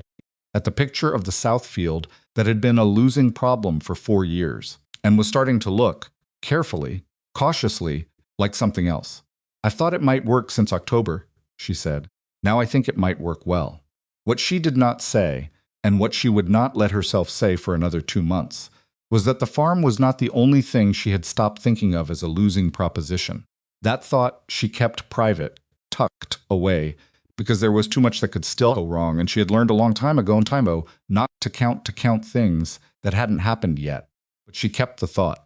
She filed it away carefully, in the back of her mind, where the things she was not ready to examine yet went to wait. March would come. The ground would thaw. The snow would melt off the higher ground and come down cold and fast into the Southfield's low depression, the way it had for 4 years, and this time they would be ready for it, or they would not, and everything the farm, the debt, the borrowed tools, the repaired fences, the stubborn winter rye, the cow with no name, all of it would come down to 2 weeks of brutal work, and one question: had she read the land correctly? Or hadn't she? Put the sketches back in the drawer. She put the cornstick pan on the shelf. She poured what was left of the coffee and sat down at the table and opened the ledger and started planning February. Thaw came in the second week of March, and it came fast. That was the thing nobody told you about Missouri Springs. They didn't ease in gradually the way you might hope, giving you time to prepare, letting the ground adjust in stages. They arrived like a decision that had already been made. 3 days of temperatures in the 40s, then 2 days pushing 50. Most of its windows were dark, and suddenly the ground that had been iron hard for 4 months was soft along the surface, and the creek east of the willow line was running higher than Mabel had seen it. And the snow on the higher ground to the north was visibly shrinking, pulling back from the tree trunks, pooling at the low points. Mabel walked the south field on the first morning of the thaw alone, before Silas was up, thus wearing her heaviest boots and moving slowly because the mud was uneven and her footing was not always reliable. She had the revised sketch in her coat pocket. She had a length of string and a small spirit level she'd fashioned over the winter more precise than the thread and weight system she'd used in October, and she walked the line. She and Agnes Bell had discussed the southeastern angle, measuring the grade as she went. Agnes had been right. The grade ran southeast, not east-northeast. The difference was not enormous, maybe 12 degrees of arc, but over the length of the main channel, 12 degrees meant the water would find an exit, roughly 30 feet closer to the creek's natural low point, and it would move faster getting there because the slope was steeper in that direction. She stood at the southern end of the field, where the channel would exit, and looked back up toward the western depression, where the meltwater always pooled, and she could see it almost physically, the path the water wanted to take. Path it had been taking before someone filled in the dry run 40 years ago. The path she and Silas were going to give it back. She pulled out the sketch and made 3 corrections with the pencil she'd kept in her pocket for exactly this moment.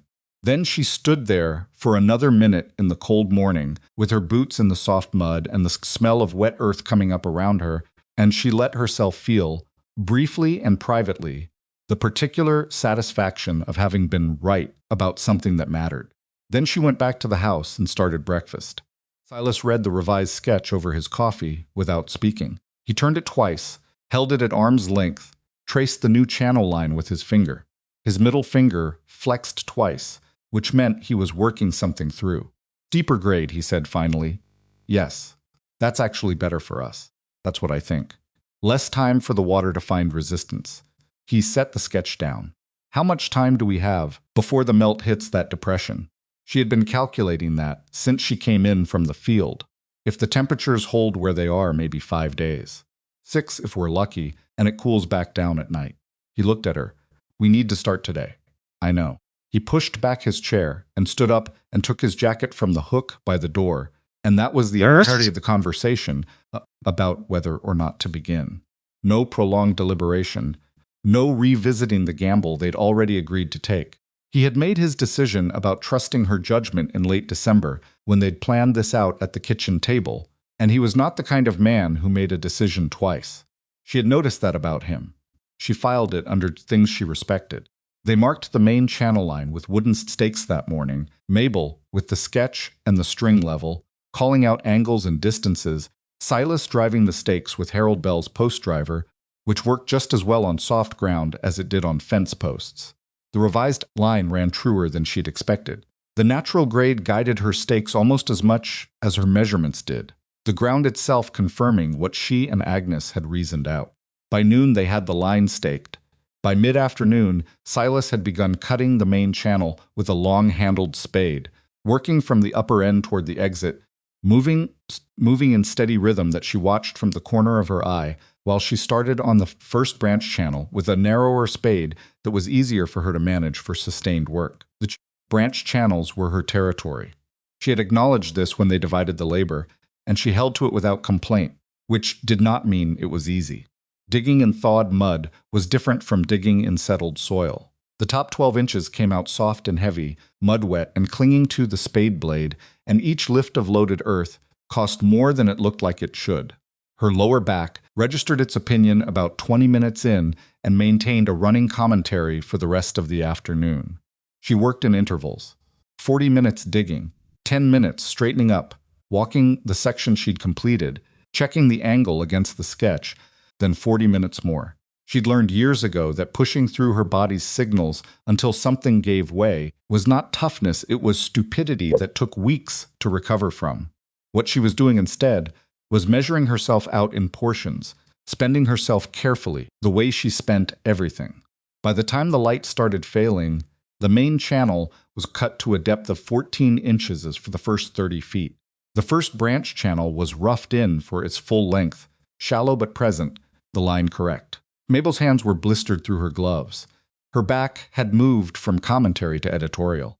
Silas came to look at her branch channel before they went in. He walked its length, checking the angle, pressing the side walls with his boot to test the firmness. "It was good," he said. "This is the right angle." "Agnes Bell's information," she said. "Your application of it," he said. "That's not the same thing." She didn't argue because he wasn't wrong, and also because she was too tired to argue. That night, she could not get comfortable at the table for the ledger work she'd planned, and she did it propped against the headboard in the back bedroom instead, the lamp on the night table, the familiar columns of numbers blurring slightly when she stopped concentrating. They had 10 days before planting. Absolutely had to begin on the north field if they were going to make their seed corn window. 10 days in which the main channel and 2 branch channels needed to be fully cut. The silt from the original channels cleared, and the whole system tested by whatever the melt decided to do. She looked at the numbers. She looked at the sketch. She looked at the ceiling. Then she blew out the lamp and lay in the dark, and let herself be tired the way she'd been letting herself be tired since October, which was different from being defeated by the tiredness. It was just accepting the terms. The second day was harder than the first. The temperature had risen another 4 degrees overnight, which meant the melt was accelerating on the high ground, which meant that the timeline had compressed. She could see it in the Western Depression when she walked the field at dawn, a faint gleam of standing water at the lowest point, a thin preliminary pooling that would be a 1/4 inch deep by noon and 3 inches deep by tomorrow morning if the temperatures held. She told Silas at breakfast. His face did not change, but his jaw tightened once. "How much time does that give us on the outside?" 4 days. Realistically, 3.5 before the main channel needs to be functional enough to start moving water. He poured his coffee, put the pot back, stood at the stove for a moment, with his hand resting on the kettle. She could see him doing the math she'd already done. "I need to go deeper faster," he said. "The main channel has to be at 2 feet minimum before the water hits it, or it won't move the volume we need." "I know. That means I'm on the main channel all day, both days. And the branch channels are mine," she said. "I know, Silas." He turned and looked at her. "I'm not saying you can't." "I know what you're not saying," she said. "And I know what the work requires. Branch channels don't need to be as deep. I can do them." He held her look for a moment. "Tell me if you need me to shift over. You'll be the last to know," she said, and he almost smiled, and that was the end of it. The second day, and then the third. She lost track of the individual hours somewhere in the middle of the third afternoon. The branch channels were done to their required depth, and she had moved to clearing the original silted sections, which was different work, not cutting new ground, but opening what was already there, pulling the compacted silt out in heavy chunks that smelled of old water and root decay. The original channel beds were firmer than the new cuts, which made the spade harder to drive, and she developed a technique of rocking the blissot sideways to break the silt loose before lifting, which was more effective but required a specific twisting motion that her shoulders were going to have strong feelings about tomorrow. Silas was a machine. There was no other word for it. She looked down the field at intervals, and he was always moving, steady and methodical, the main channel growing longer and deeper at a pace she hadn't expected from one man with one spade. He had a system cut, lift, set aside, cut again, and he held to it without variance, without hurrying and without slowing, the rhythm of a man who had found the pace he could sustain and was sustaining it. Late on the third afternoon, the water in the Western Depression was 6 inches deep and spreading. She was knee-deep in the original channel bed, clearing the last compacted section. When she felt it before she saw it, a slight change in the soil under her boots, a faint trembling in the wet ground, and she looked up and saw the thin line of water beginning to creep along the bottom of the newly cut main channel. Silas had reached the exit point. The channel was connected end to end. But the water pooling in the depression was not yet in the channel. It was still collecting, spreading, the way it always did, the way it had done for 4 years, patiently destroying planting season after planting season. Mabel climbed out of the original channel bed, one boot slipping on the cut edge, one hand grabbing the stake she'd left place for exactly this possibility, and walked to the junction between the new main channel and the old silted section she'd been clearing. There was a raised lip of silt still standing between them, maybe 8 inches high, packed dense. The old silt she hadn't yet reached. She drove her spade into it. The first strike bounced back at her. The silt was harder here, compressed over years, and the impact traveled up the handle and into her palms in a sharp jolt. She reset her grip, drove it again, harder, leaning into it with her whole weight, her boots sinking slightly into the channel floor. The silt cracked along a seam she couldn't see. She drove the spade in again, at the crack pried sideways, and a chunk of compacted silt broke away and fell into the cleared channel bed behind her. Then another. She was breathing hard now, her arms burning, her back producing the kind of specific pain that was going to require serious accounting tomorrow, and she kept going, kept driving the spade, because the water in the depression was still rising and she was out of days. Mabel Silas was behind her. She hadn't heard him come. "I've got it," she said without stopping. "I know you do," he said. "Move over." She did not move over. She drove the spade in again, and another section of silt wall collapsed. "Mabel." His voice was not impatient. It was something else, careful, almost gentle. "Let me finish this section. You go check the branch channel junction at the east end. Make sure the lip is clear." She stopped. She turned and looked at him. He was standing at the edge of the channel, his spade in his hand, his face dirty and tired and completely serious. She looked at the silt wall. She looked at the branch channel junction 40 feet east, which she had not checked in 2 hours and which was, in fact, a legitimate concern. "The east junction," she said. "Yes." She handed him her spade. He stepped down into the channel and she climbed out the other side, and she walked east along the channel edge, slowly, her back making its objections known with every step.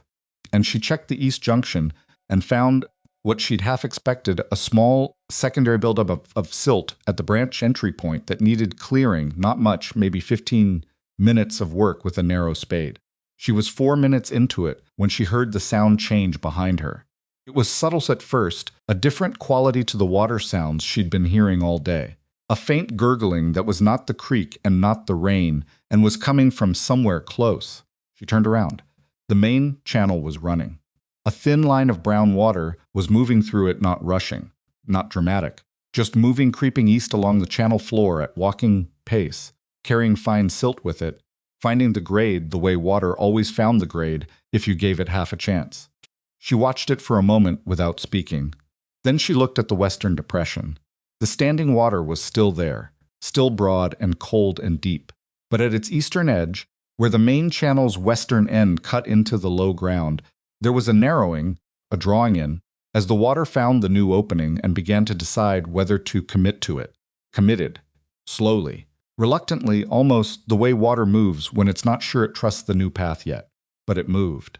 Silas climbed out of the main channel and came to stand beside her, and they both watched without speaking as the thin stream in the channel grew incrementally, fed by the depression's slow drainage, the water making its way east toward the creek with the deliberate patience of something that had been waiting a long time to be allowed to go where it wanted to go. "It's working," Silas said. His voice was flat with disbelief. "Not done yet," she said. "We need another 2 days for the field to drain enough to be workable. And we need to clear the remaining silt from the original channels so the branch drainage integrates properly. Mabel, and the North Field prep starts in Mabel." He said it differently the second time. Not to stop her talking, just to make her stop and be here for a minute. She stopped talking. The water moved through the channel. The depression was still wide and cold, and the field was a long way from ready. But the channel was running, the grade was right. Agnes Bell's information and her father-in-law's book and 3 days of grinding work were converting themselves into something that had not existed on this property for 40 years. "All right," she said after a moment. "Yes, it's working." He didn't say anything else. He stood beside her with his spade in his hand and his boots in the mud, and his face turned toward the field. And she stood beside him, and the water kept moving east. The following 2 days were a different kind of hard. The digging was mostly done, but the management of what they'd built required constant attention, checking the channel flow, clearing minor blockages as the old silted sections pushed their debris forward, monitoring the field's drainage rate. Mabel walked the system 4 times each day, sometimes 5, logging what she found in a small pocket notebook she'd started keeping for exactly this purpose, noting the time and the water level and the rate of change. The depression was dropping. Not fast, not dramatically, dropping. By the end of the 4th day, the lowest point in the depression had gone from 6 inches of standing water to 3.5. By the morning of the 5th day, she put her boot on what had been submerged ground and felt firmness under the surface mud, real ground, workable ground, ground that had a future. She stood there for a moment with the cold April wind coming off the field and let herself exhale completely, the way she hadn't been able to exhale fully since the first morning of the thaw. Then she turned around and saw Silas standing at the field's edge, watching her, and she knew from the way he was standing straight, both hands at his sides, none of the perpetual tension he'd carried since October, that he could see it too. 3 more days, she said. Maybe 4. Then we can start turning it. He nodded. Northfield first, though. Northfield today, she corrected. I'll start the seed corn schedule while you get the plow hitched. I still need to clear the secondary silt from the east branch. That's a 3-hour job, she said. Do it this afternoon. Northfield this morning. He looked at her. You know, at some point, you're going to need to let me have the last word on something. When you're right about something, I'll let you know, she said, and walked back toward the barn. And behind her, she heard him exhale in something that was almost a laugh, not quite, but almost the closest thing to a genuine laugh she'd heard from him in 6 months. And she kept walking and didn't let him see that she was smiling. The north field broke well. The soil there had been properly fallowed through the winter, and it turned in clean furrows, the plow moving through it with the fluid resistance of good earth that knew what it was for. Silas worked the plow while Mabel walked behind, breaking the larger clods with a long-handled hoe, checking the soil consistency, noting the sections that needed more work before seeding. Her back had made its final position clear on the subject of hoe work. After channel digging, it was opposed, strenuously and specifically, and she worked through it in the only way she knew how, which was to keep moving and not stop, because stopping made everything seize up, and starting again was worse than continuing. By the second afternoon on the north field, Purvis arrived. He came up the road in a worn buggy with a face that said he had decided something on the drive over and was here to say it. And Mabel, who was working the field edge when he arrived, saw him before Silas did. She watched him come the buggy with his hat in his hand, which should have meant courtesy. But there was something in his posture that made her stop what she was doing and pay attention. Purvis was a short, solid man in his mid-50s with the kind of face that negotiated everything as though it were a transaction. He had sold the seed corn to Silas the previous spring, the debt that was still on the ledger, $4.70, and he looked at Mabel with the open curiosity of a man who had heard about her from other people, and was now constructing his first direct assessment. Treadwell, he called across the field. Got a minute? Silas set down the plow handles and came over. Mabel stayed where she was, close enough to hear. I've been patient about that seed corn debt, Purvis said, since last near a year. I know, Silas said. We'll have it by summer. Purvis glanced at the field. Plow, the turned furrows, the condition of the ground. Then at Mabel. That the woman who came in the fall? That's Mabel Rourke, Silas said. Purvis nodded slowly. Word is you've been doing some work out here, son, Silas said. Word is you dug channels on the south field. We did. Purvis looked at the south field, visible from here as a wide section of brown mud that was, day by day, becoming brown earth. The channel line was visible as a darker stripe running southeast. He looked at it for a long moment. Harold Bell's tools, he said. Borrowed with terms, Silas said. She arranged it. Purvis looked at Mabel again. This time the assessment in his face was less certain of itself. The debt, he said, somewhat less forcefully than he'd opened with. I do need that resolved. It will be, Mabel said from where she was standing.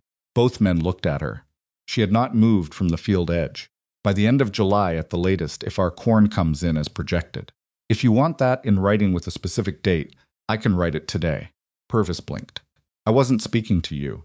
The farm's finances are my responsibility, she said. So you are, whether you intended to or not. A silence. Purvis looked at Silas. Silas looked at Purvis with the expression of a man who had learned not to intervene in this particular kind of situation. End of July, Purvis said finally back to Mabel. Written. Come to the house when we're done in the field, she said. I'll have it ready. Purvis left with a written agreement in his pocket and a look on his face that was navigating between offense and a grudging recalibration, and Silas watched him go, and then turned to Mabel with the specific expression she had come to think of as his thinking face, the slight narrowing around the eyes, the held-in quality of his jaw. You didn't need to do that, he said. He was going to make it difficult, she said. Better to settle it with terms than leave it hanging over us during planting. I know. He paused. You didn't have to step in. You could have let me handle it. Could you have handled it? A longer pause. I would have told him July, without the written agreement, and he would have held the vagueness against you in August, when things were complicated, she said. Paper makes it clean. He looked at her for a moment. You don't trust people much. I trust people plenty, she said. I just don't trust ambiguity. There's a difference. He made the almost smile. It lasted a full 2 seconds this time. The seed corn went in the north field at the end of the 3rd week of April, and the south field drained, turned, given a week to settle after the turning took its seed in the last days of the month. Mabel stood at the south field's edge and watched Silas walk the first furrow with the seeder, and she held the remaining seed in a cloth bag in both hands, weighing it, rationing it in her mind against the ground they had to cover, and she was aware of the specific precariousness of this moment. Everything that mattered about the next 3 months was in those furrows. In the soil they had worked for 6 months to prepare. In the drainage system that was even now keeping that field dry enough to plant. Silas reached the end of the first furrow and turned the horse back for the second pass, and he looked at her from across the field, and she held up one hand, not a wave, just an acknowledgement, and he nodded once and kept going. Kitchen garden went in the first week of May. Mabel worked it herself over 3 days, because the garden was hers and had been since October the one piece of the farm that she had claimed completely and tended with the specific attention she gave to things she knew deeply. She put in beans and squash and the potato sets she'd been storing since March and the herbs she'd been propagating on the kitchen windowsill since February time, sage, the stubborn flat-leafed parsley that had taken 3 attempts to get started but was now robust enough to transplant. November was in milk. It had happened quietly, the way the important things on a farm tended to happen not with any announcement, just of its morning. In late March, when Mabel had gone to the barn and found the cow shifting her weight in a way that was different from before, and she had sat on the milking stool and tried, carefully, and gotten half a bucket of thin new milk that tasted like winter and grass and the slow return of normal things. She had brought a cup of it inside and set it on the table in front of Silas without saying anything, and watched him pick it up and drink it, and set it back down. He hadn't said anything either, but he had looked at her, with an expression she filed away carefully in the place where she kept the things she was not ready to examine. June came hot after a cool May, and the corn was up. The north field showed first rows of green shoots emerging in the ordered sequence of proper planting, everything where it was supposed to be. Then the south field, 3 days later, the shoots pushing up through the soil that had been worthless for 4 consecutive years, that had swallowed seed and hope and Silas's dwindling resources without return, that was now producing the same green rows as the field that had always worked. Mabel walked the south field on the morning she first saw those shoots, walking slowly between the rows because she wanted to look at each one, because she had earned the right to look at each one. The drainage channels were visible at the field's edge, dry now in the summer heat, their work for the season done. The grade she and Agnes Bell had reconstructed from memory and description, and an afternoon conversation over coffee had been exactly right. The water had moved. The field had dried. The seed had gone in, and here were the shoots. She crouched down at one, the motion still not easy, still requiring a hand on her knee for balance, still costing her something, and looked at the small green plant pushing through the dark soil. It was ordinary. It was just a corn shoot in a field. There were hundreds of them. She put her hand flat on the soil next to it and felt the warmth the ground had been holding. "That's a good stand," Silas said from behind her. She hadn't heard him come. She realized, been so absorbed in looking that she'd stopped listening for other things. "Even spacing," she said, straightening up. "The germination rate looks close to 90%, maybe better." "I counted 3 gaps in the north field," he said. 3 gaps in the whole north field. "Those could be thin spots in the original seed lot," she said. Not a concern at this point. He was quiet for a moment, looking at the field. She stood beside him and looked at it too. And the June morning was warm and still, and the corn was green, and the drainage channels were dry, and the willow line to the east was leafing out fully now, dense and green, drinking from the water table that had always been there, waiting to be used properly. "Mabel," he said, "yes. I want to ask you something." She looked at him. His face was doing something she hadn't seen before, or hadn't let herself, which might be closer to the truth. He was looking at the field, not at her, and his hands were at his sides, and his jaw was set the way it was when he was working up to saying something difficult. "Go ahead," she said. He was quiet for another moment, long enough that she began constructing several possible versions of whatever he was about to say, sorting them by likelihood, the way she sorted everything.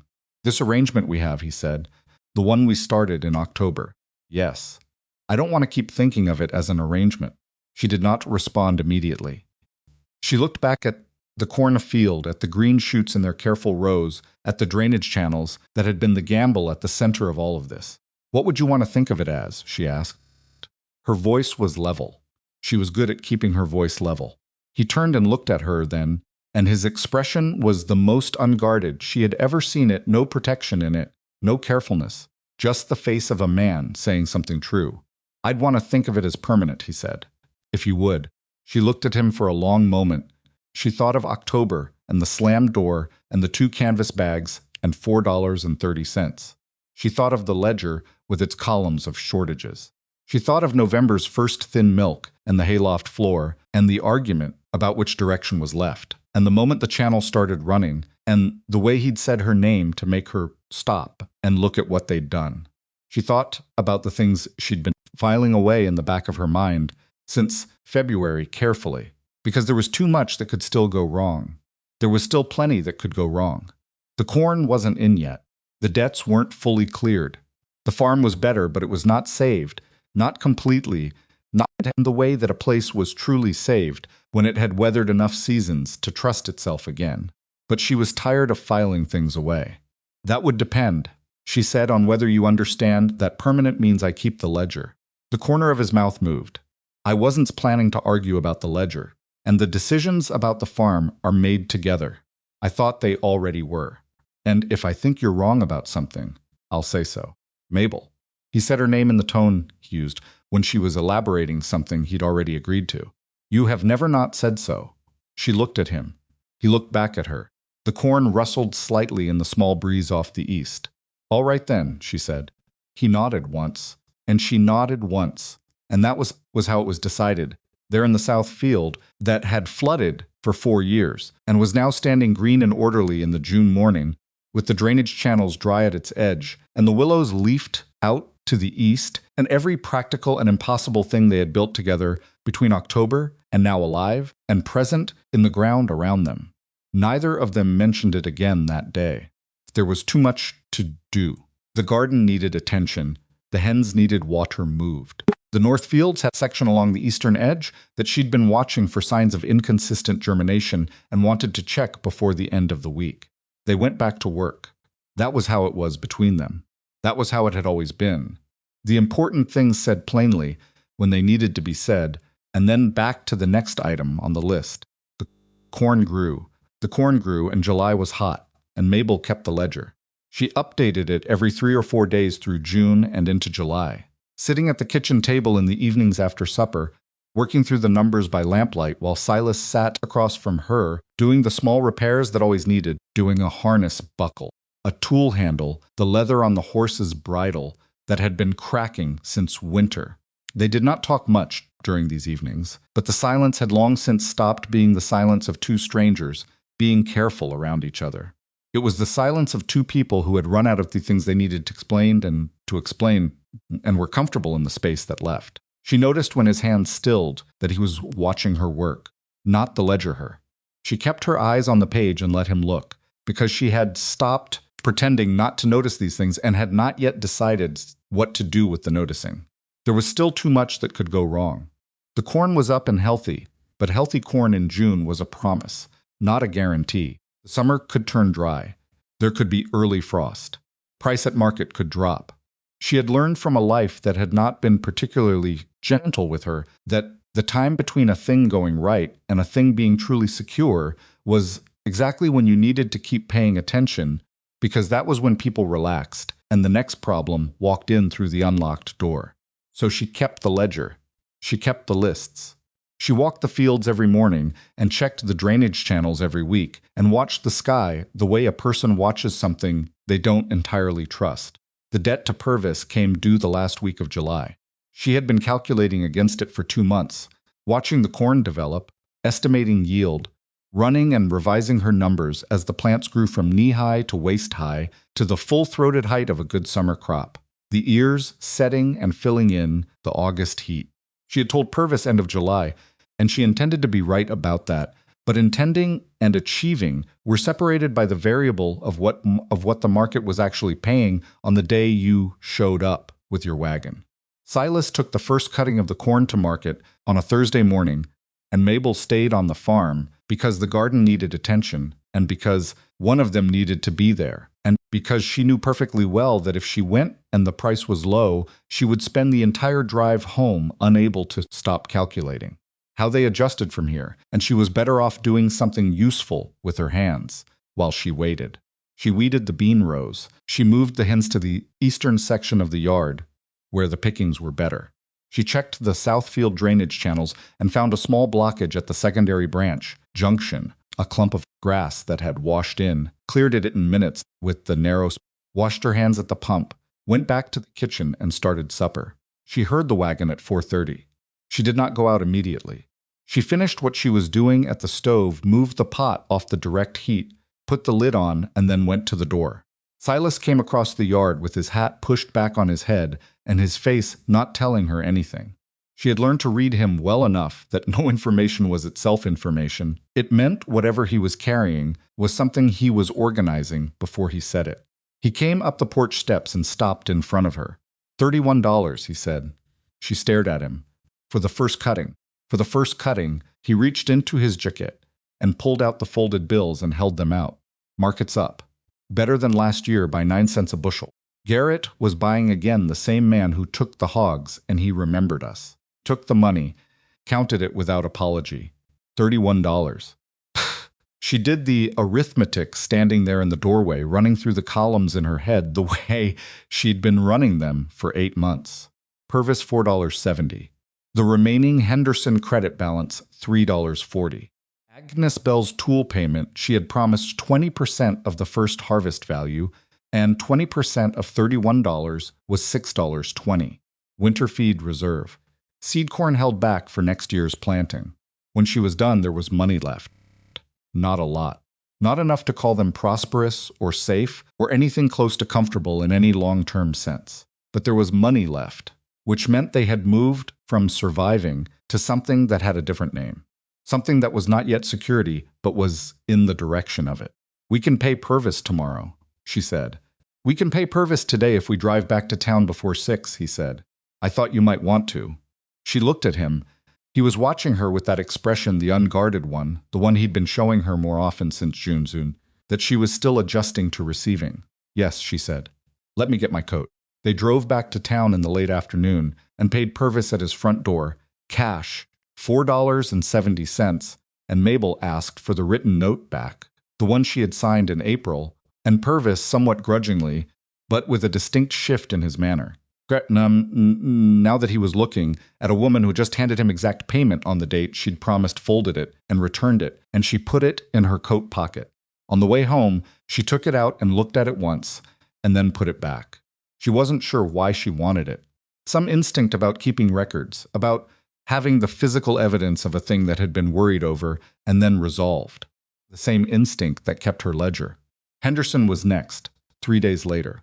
She went in person, with Silas beside her, and she settled the $3.40 and watched Henderson make the entry in his accounts book, the credit balance going to zero, and she felt something release in her chest that she hadn't fully realized was held. "Mrs. Rourke," Henderson said as she turned to go. "I want to say something." She stopped, looked at him. He was leaning on his counter, his wire spectacles at the end of his nose, and he had the look of a man choosing words. "When you came in here in October and negotiated down my cornmeal price, I thought," he paused. "Well, I thought various things, not all of them kind." "I know," she said. "You knew at the time?" "People's faces tell you a great deal, Mr. Henderson." He looked at her for a moment. "I imagine yours tells people very little." "That's the idea," she said. He almost smiled. "Well, you've done a remarkable thing out at the Treadwell place. Word's gotten around about the drainage work." He glanced at Silas. "Both of you." "It was her design," Silas said immediately. "I dug, she designed." Henderson nodded slowly, looking back at Mabel. "If you ever find yourself wanting work in town," he said, "or advising other farms in the area on their management, I imagine there'd be people interested in that." She thanked him and didn't commit to anything, because she had enough to think about without adding new possibilities to the list. Most of its windows were dark, but she turned the words over on the drive home, the way she turned everything over, looking at them from different angles, placing them in the larger picture she was always constructing. Agnes Bell came the following Saturday. As she had developed a habit of doing every 2 or 3 weeks through the summer, she came with the practical regularity of a woman who had decided she valued this particular friendship and was not going to be precious about showing it. She brought things: a jar of her watermelon, rind pickles, a cutting from a rose she'd been propagating, a seed catalog she'd ordered from the county seat that she thought Mabel should have.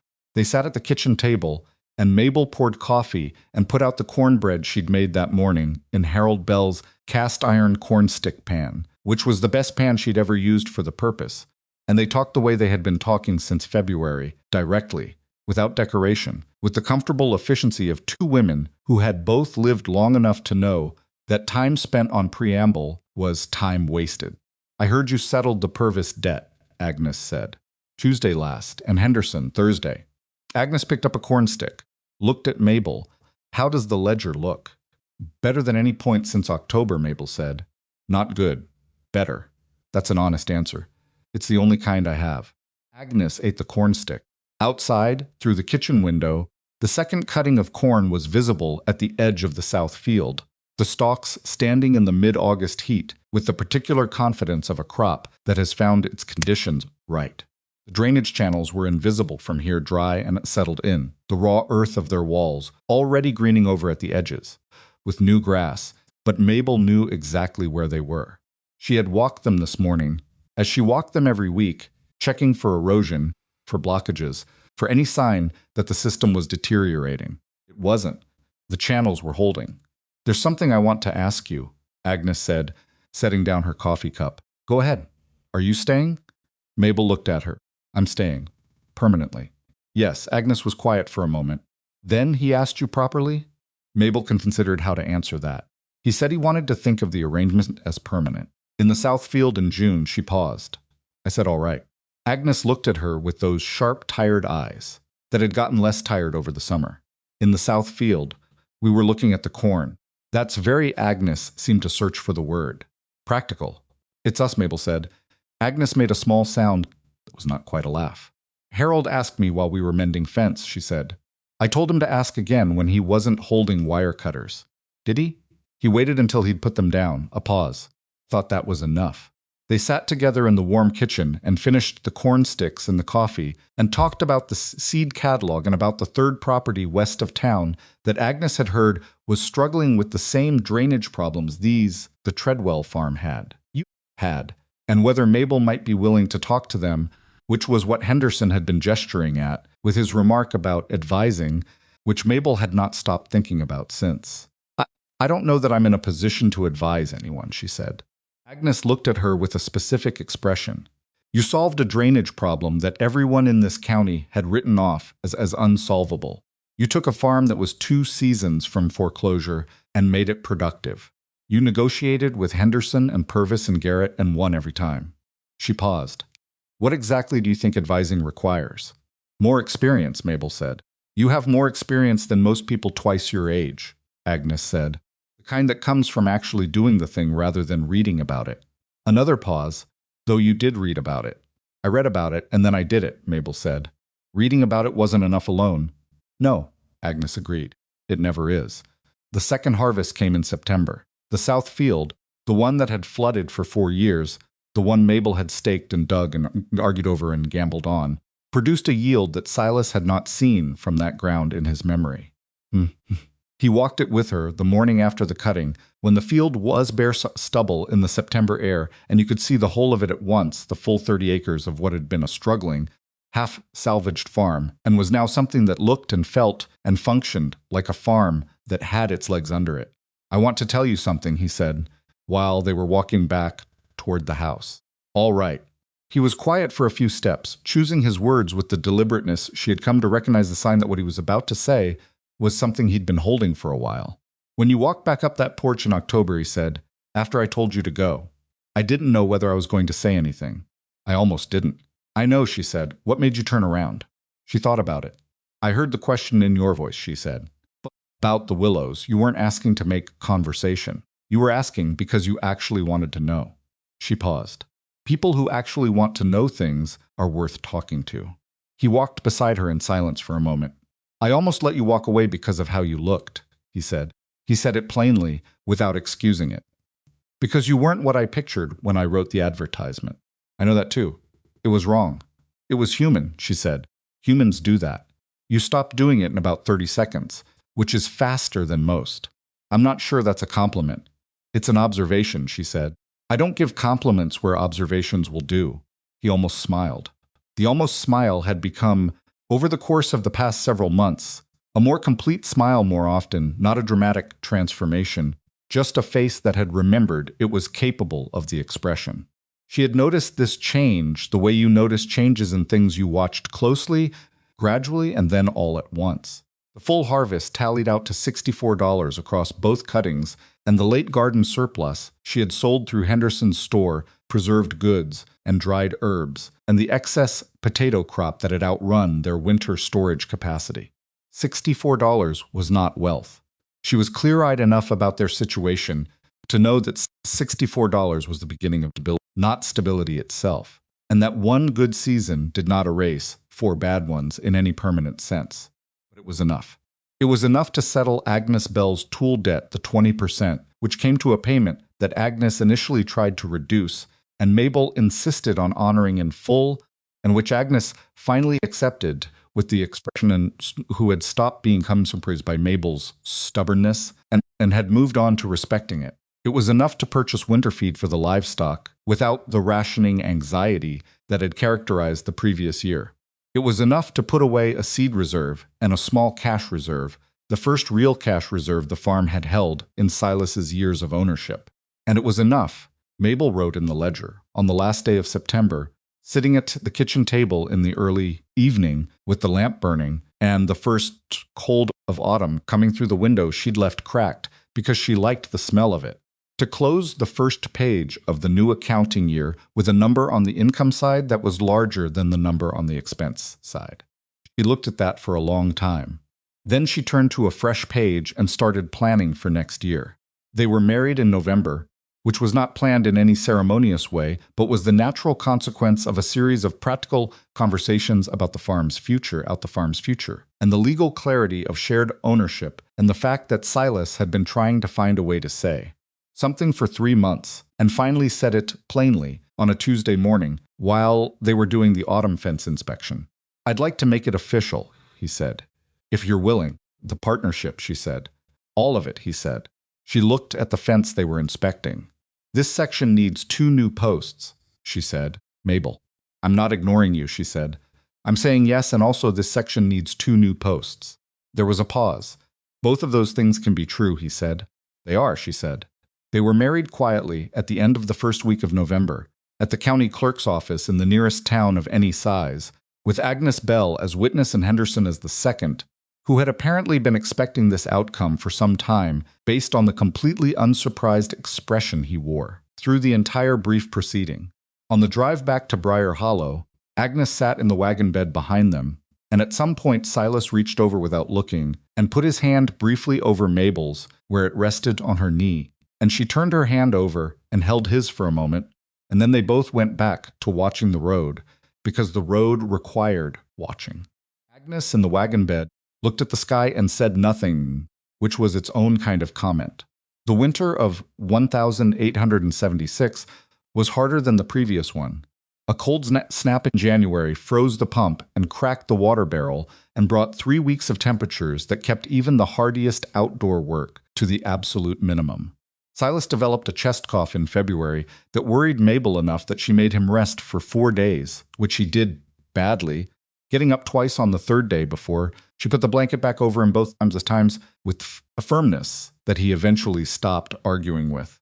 She made him strong broth from the bone stock she kept simmering on the back of the stove, and she read aloud to him in the evenings from the county newspaper, which Henderson had started setting aside for them, and from a second-hand novel she'd found in Agnes's spare room, a long, complicated story about people in very different circumstances than theirs, which they both found equally absorbing for reasons neither analyzed closely. He recovered by the end of the 4 days, mostly. The cough lingered another week. She watched him carefully through it, noting his color in the mornings, listening for the quality of the cough and how it changed, and she did not tell him she was doing this because he would have told her to stop watching him, like he was a fence post about to give way, which was his version of being embarrassed by being cared for. She kept watching. When the cough was fully gone and he was back at the barn at his normal hour, she put the broth pot away and said nothing about any of it. But she had increased the amount of fat she'd been putting into his daily food since January, quietly, without comment, because the winter was hard and the work was hard, and a man with a chest cough needed more resources than he was asking for. He never mentioned noticing, but she saw him take second helpings in February more often than he had in December, and she counted that as sufficient. Spring came again, and with it the specific anxiety of the thaw, both of them watching the south field in the first warming days, with the concentrated attention of people who have learned to be alert to it. The channels were clear. She had walked them in late February, when there was a brief thaw, and cleared the small accumulations of debris before they could compact. The grade was unchanged. The exit point ran clean. The meltwater came down off the high ground the second week of March, and it found the channels, and it moved. It moved better than the first year, because the channels were settled now, their walls firm, and their beds scoured clean by the previous season's drainage. The flow was steady and ordered, the water going where they had told it to go, southeast toward the creek, without the hesitation and negotiation of the first time. Mabel stood at the field edge and watched, and felt something that was simply satisfaction, not relief, not any more, because she had stopped expecting the channels to fail and had started expecting them to work. That was a different feeling. It took some adjusting to. Planting that spring was easier than the previous year, in the specific way that doing something for the second time is easier than the first, not because it required less work, but because the work had a template now, a sequence they knew, a rhythm established. Silas plowed the fields in an order Mabel had determined was most efficient based on soil temperature and sun exposure, which she had been tracking informally since the previous October. She managed the seed rationing and the planting schedule in the Plantation and the garden expansion, which she'd added an additional 12 feet to, on the south side, enough for a proper squash section and more bean rows. They hired help for 2 weeks in June. This was Mabel's decision, and it cost something a young man named Fletcher from the edge of town, who needed work and was willing to be paid in combination of cash and meals, which stretched their cash obligation. But she had calculated that the time Fletcher freed up applied to the fence repair and barn maintenance that had been deferred since the previous year would recover its cost in prevented damage before winter, and the calculation turned out to be right. Fletcher was 18, energetic in the chaotic way of 18-year-olds, and he broke one of Harold Bell's fence stretchers on the fourth day by using it wrong. Silas dealt with this with more patience than Mabel expected, walking the boy through the correct technique twice and then watching while Fletcher did it correctly 3 times before he left him to it. She watched Silas doing this from across the yard and noted it, added to the picture of him she had been building since October a picture that was considerably more complete now than the weathered, exhausted, shuttered man who had stood in his doorway and tried to send her away. He was still not easy to be around sometimes. He went quiet in ways that had nothing to do with her and everything to do with some interior reckoning she did not always have access to. He had opinions about the way certain tasks should be done that were not always right, but were always firmly held and had to be talked through rather than simply overridden, which took time she did not always have. He forgot things she had told him not from carelessness, but from the particular selective attention of someone who's worked on problems one at a time, completely, and filed everything else for later retrieval. That was not always reliable. She was not always right either. She had been wrong about the eastern fence post replacement timing. She'd pushed it to late April, thinking the ground would be workable, and it wasn't, and they'd lost a week. She had misjudged the potato yield and over-ordered from Henderson and spent 2 weeks finding ways to use more potatoes than anyone reasonably needed, which led to 3 separate experiments with potato preparations that were creative solutions to a problem she'd caused herself. She had underestimated how hard the combination of planning and physical work would be on her body in the second full year of farm labor, and had pushed through a period in midsummer when should have rested and paid for it with 2 weeks of reduced efficiency that likely cost her more than the rest would have. These were not comfortable things to acknowledge. She acknowledged them anyway in the ledger of her own honest accounting, because the alternative was the particular blindness that came from needing to be right too much. The 1,876 harvest was better than 1,875. Not dramatically, this was not a story about sudden abundance or miraculous transformation.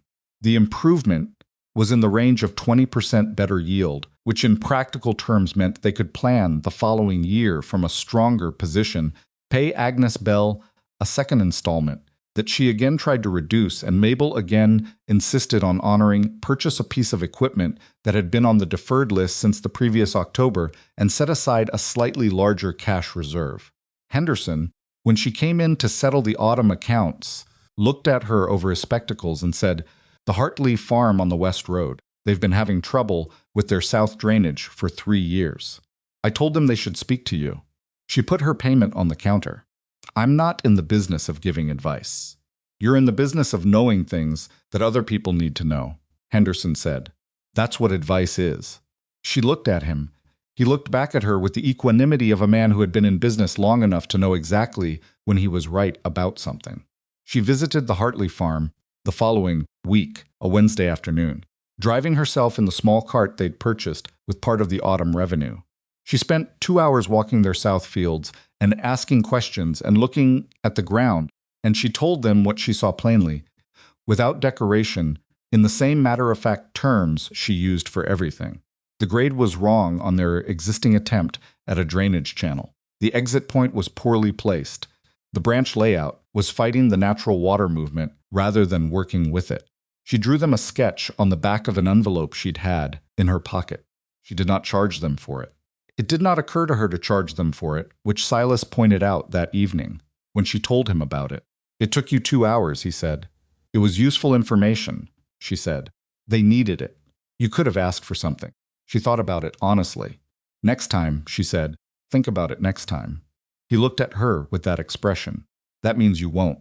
"It means I'll think about it," she said.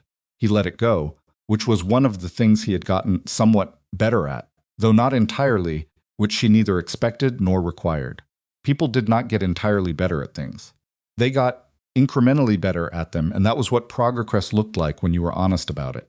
The Hartley farm dug their revised channels in spring of 1,877, and their south field drained And word of this moved through Briar Hollow the way news moved through small places, not in announcements, but in the accumulated weight of conversations over store counters and at the feedlot and after the monthly town meeting. Mabel's name was in these conversations, and so was Silas's, and what was said about them was specific and grounded in observable fact, which was the only kind of reputation she had ever been interested in. 2 more farms consulted her in 1,877. She charged for the second one, a flat sum she determined based on the time involved and what the information was worth, and she charged it without apology, and they paid it without argument, and she put it in the income column of the ledger. In the autumn of that year, walking the south field after harvest, the third harvest from the ground that had flooded for 4 years before she arrived, the third time the channels had done their work, and the crop had come in clean, she found Silas already there, standing in the middle of the cleared field with his hat in his hand, and his face turned toward the sky in the particular way he had when he was thinking, something he wasn't ready to say yet. She walked out to him and stood beside him and looked at the sky, too, which was the enormous pale blue of late October, with the first thin clouds of autumn moving across it from the northwest. "What are you thinking?" she said. "I'm thinking about what this field looked like in October of '75, he said, "when you walked it the first time. With the corn still standing from the year before, the stalks all collapsed and gray. I remember. You looked at it for a long time. I was reading the land." "I know that now," he said. "At the time I thought you were trying to figure out how to leave politely." She looked at him. "Is that what you thought?" "You had just walked the rest of the property," he said. "Fence, the barn, the garden, you'd seen all of it. I thought anyone with sense would be calculating how to get back to the train." "I was calculating how much water the willows needed to be that healthy," she said. He turned and looked at her. His face was doing the unguarded thing, the thing she had stopped filing away and had started simply receiving. "Why did you stay?" She had thought about this question in various forms since October of 1,875, and she had several answers, all of them partial and all of them true. She had stayed because leaving meant going back to St. Louis with no plan. She had stayed because the farm had shown her things that interested her, the willows, the rye, the healthy hogs in the broken barn. She had stayed because she was stubborn in the specific way of people who have been told the kind that they are not worth the investment. But standing in the south field in the October of 1,877, 2 years from that first afternoon, she said the most honest version of it. "Because you asked about the willows," she said, "after you'd already tried to send me away. You couldn't help asking, because you actually wanted to know. And I thought any man who still wants to understand something, even when he's given up on most things, is someone worth working with." He was quiet for a moment. "That's a very small thing to stake a decision on." "Small things are what decisions are made of," she said. "The big things come later." He looked at the field. She looked at it too, the bare October soil, the drainage channels running southeast in their settled lines, the willow row leafed out to the east, the barn visible at the field's edge with its repaired roof and its straight walls, and Harold Bell's tools hanging on their hooks inside, maintained the way Harold Bell would have wanted. "We made enough," he said. She recognized the words before she understood where they came from. She had written them in the ledger at the end of the first harvest, the end of that first desperate year. She hadn't told him about them. She had not thought he'd seen them. "You read the ledger," she said. "I've always been able to read the ledger," he said. "You leave it on the table." "I leave it on the table so I can find it," she said. "Not as an invitation." "I know," he said. "I read it anyway." A pause. "We made enough. That's what you wrote. That's what was true." "It's still true," he said. "More true now than then." She looked at the field, at the sky, at the man standing beside her with his hat in his hand and his finger flexing twice, which meant he was still working something through. "What else are you thinking?" she said. He was quiet for a moment. Then, "I'm thinking that everyone who looked at this farm, at this field specifically, and said it was finished, that it couldn't be saved, that the flooding was just how it was, and anyone who tried to change it was wasting their time." He paused. They were looking at the problem. "Yes," she said. "You looked at the water," he said. "You looked at where it wanted to go." She thought about this. It was more poetic than the way she would have described it, but it was not wrong. She had looked at the water and asked what it needed, and given it a path. That was all drainage was. That was all most solvable problems were, if you were willing to walk them long enough to understand the direction things naturally moved. Most things can be redirected, she said, if you're willing to do the work of finding out which direction they want to go. He nodded slowly, looked at the sky again. I was not easy to redirect, he said. No, she agreed. You were not. I'm sorry for that. You were alone for a long time, she said. People who've been alone too long get their weight distributed wrong. Takes time to find your balance again. She paused. You found it.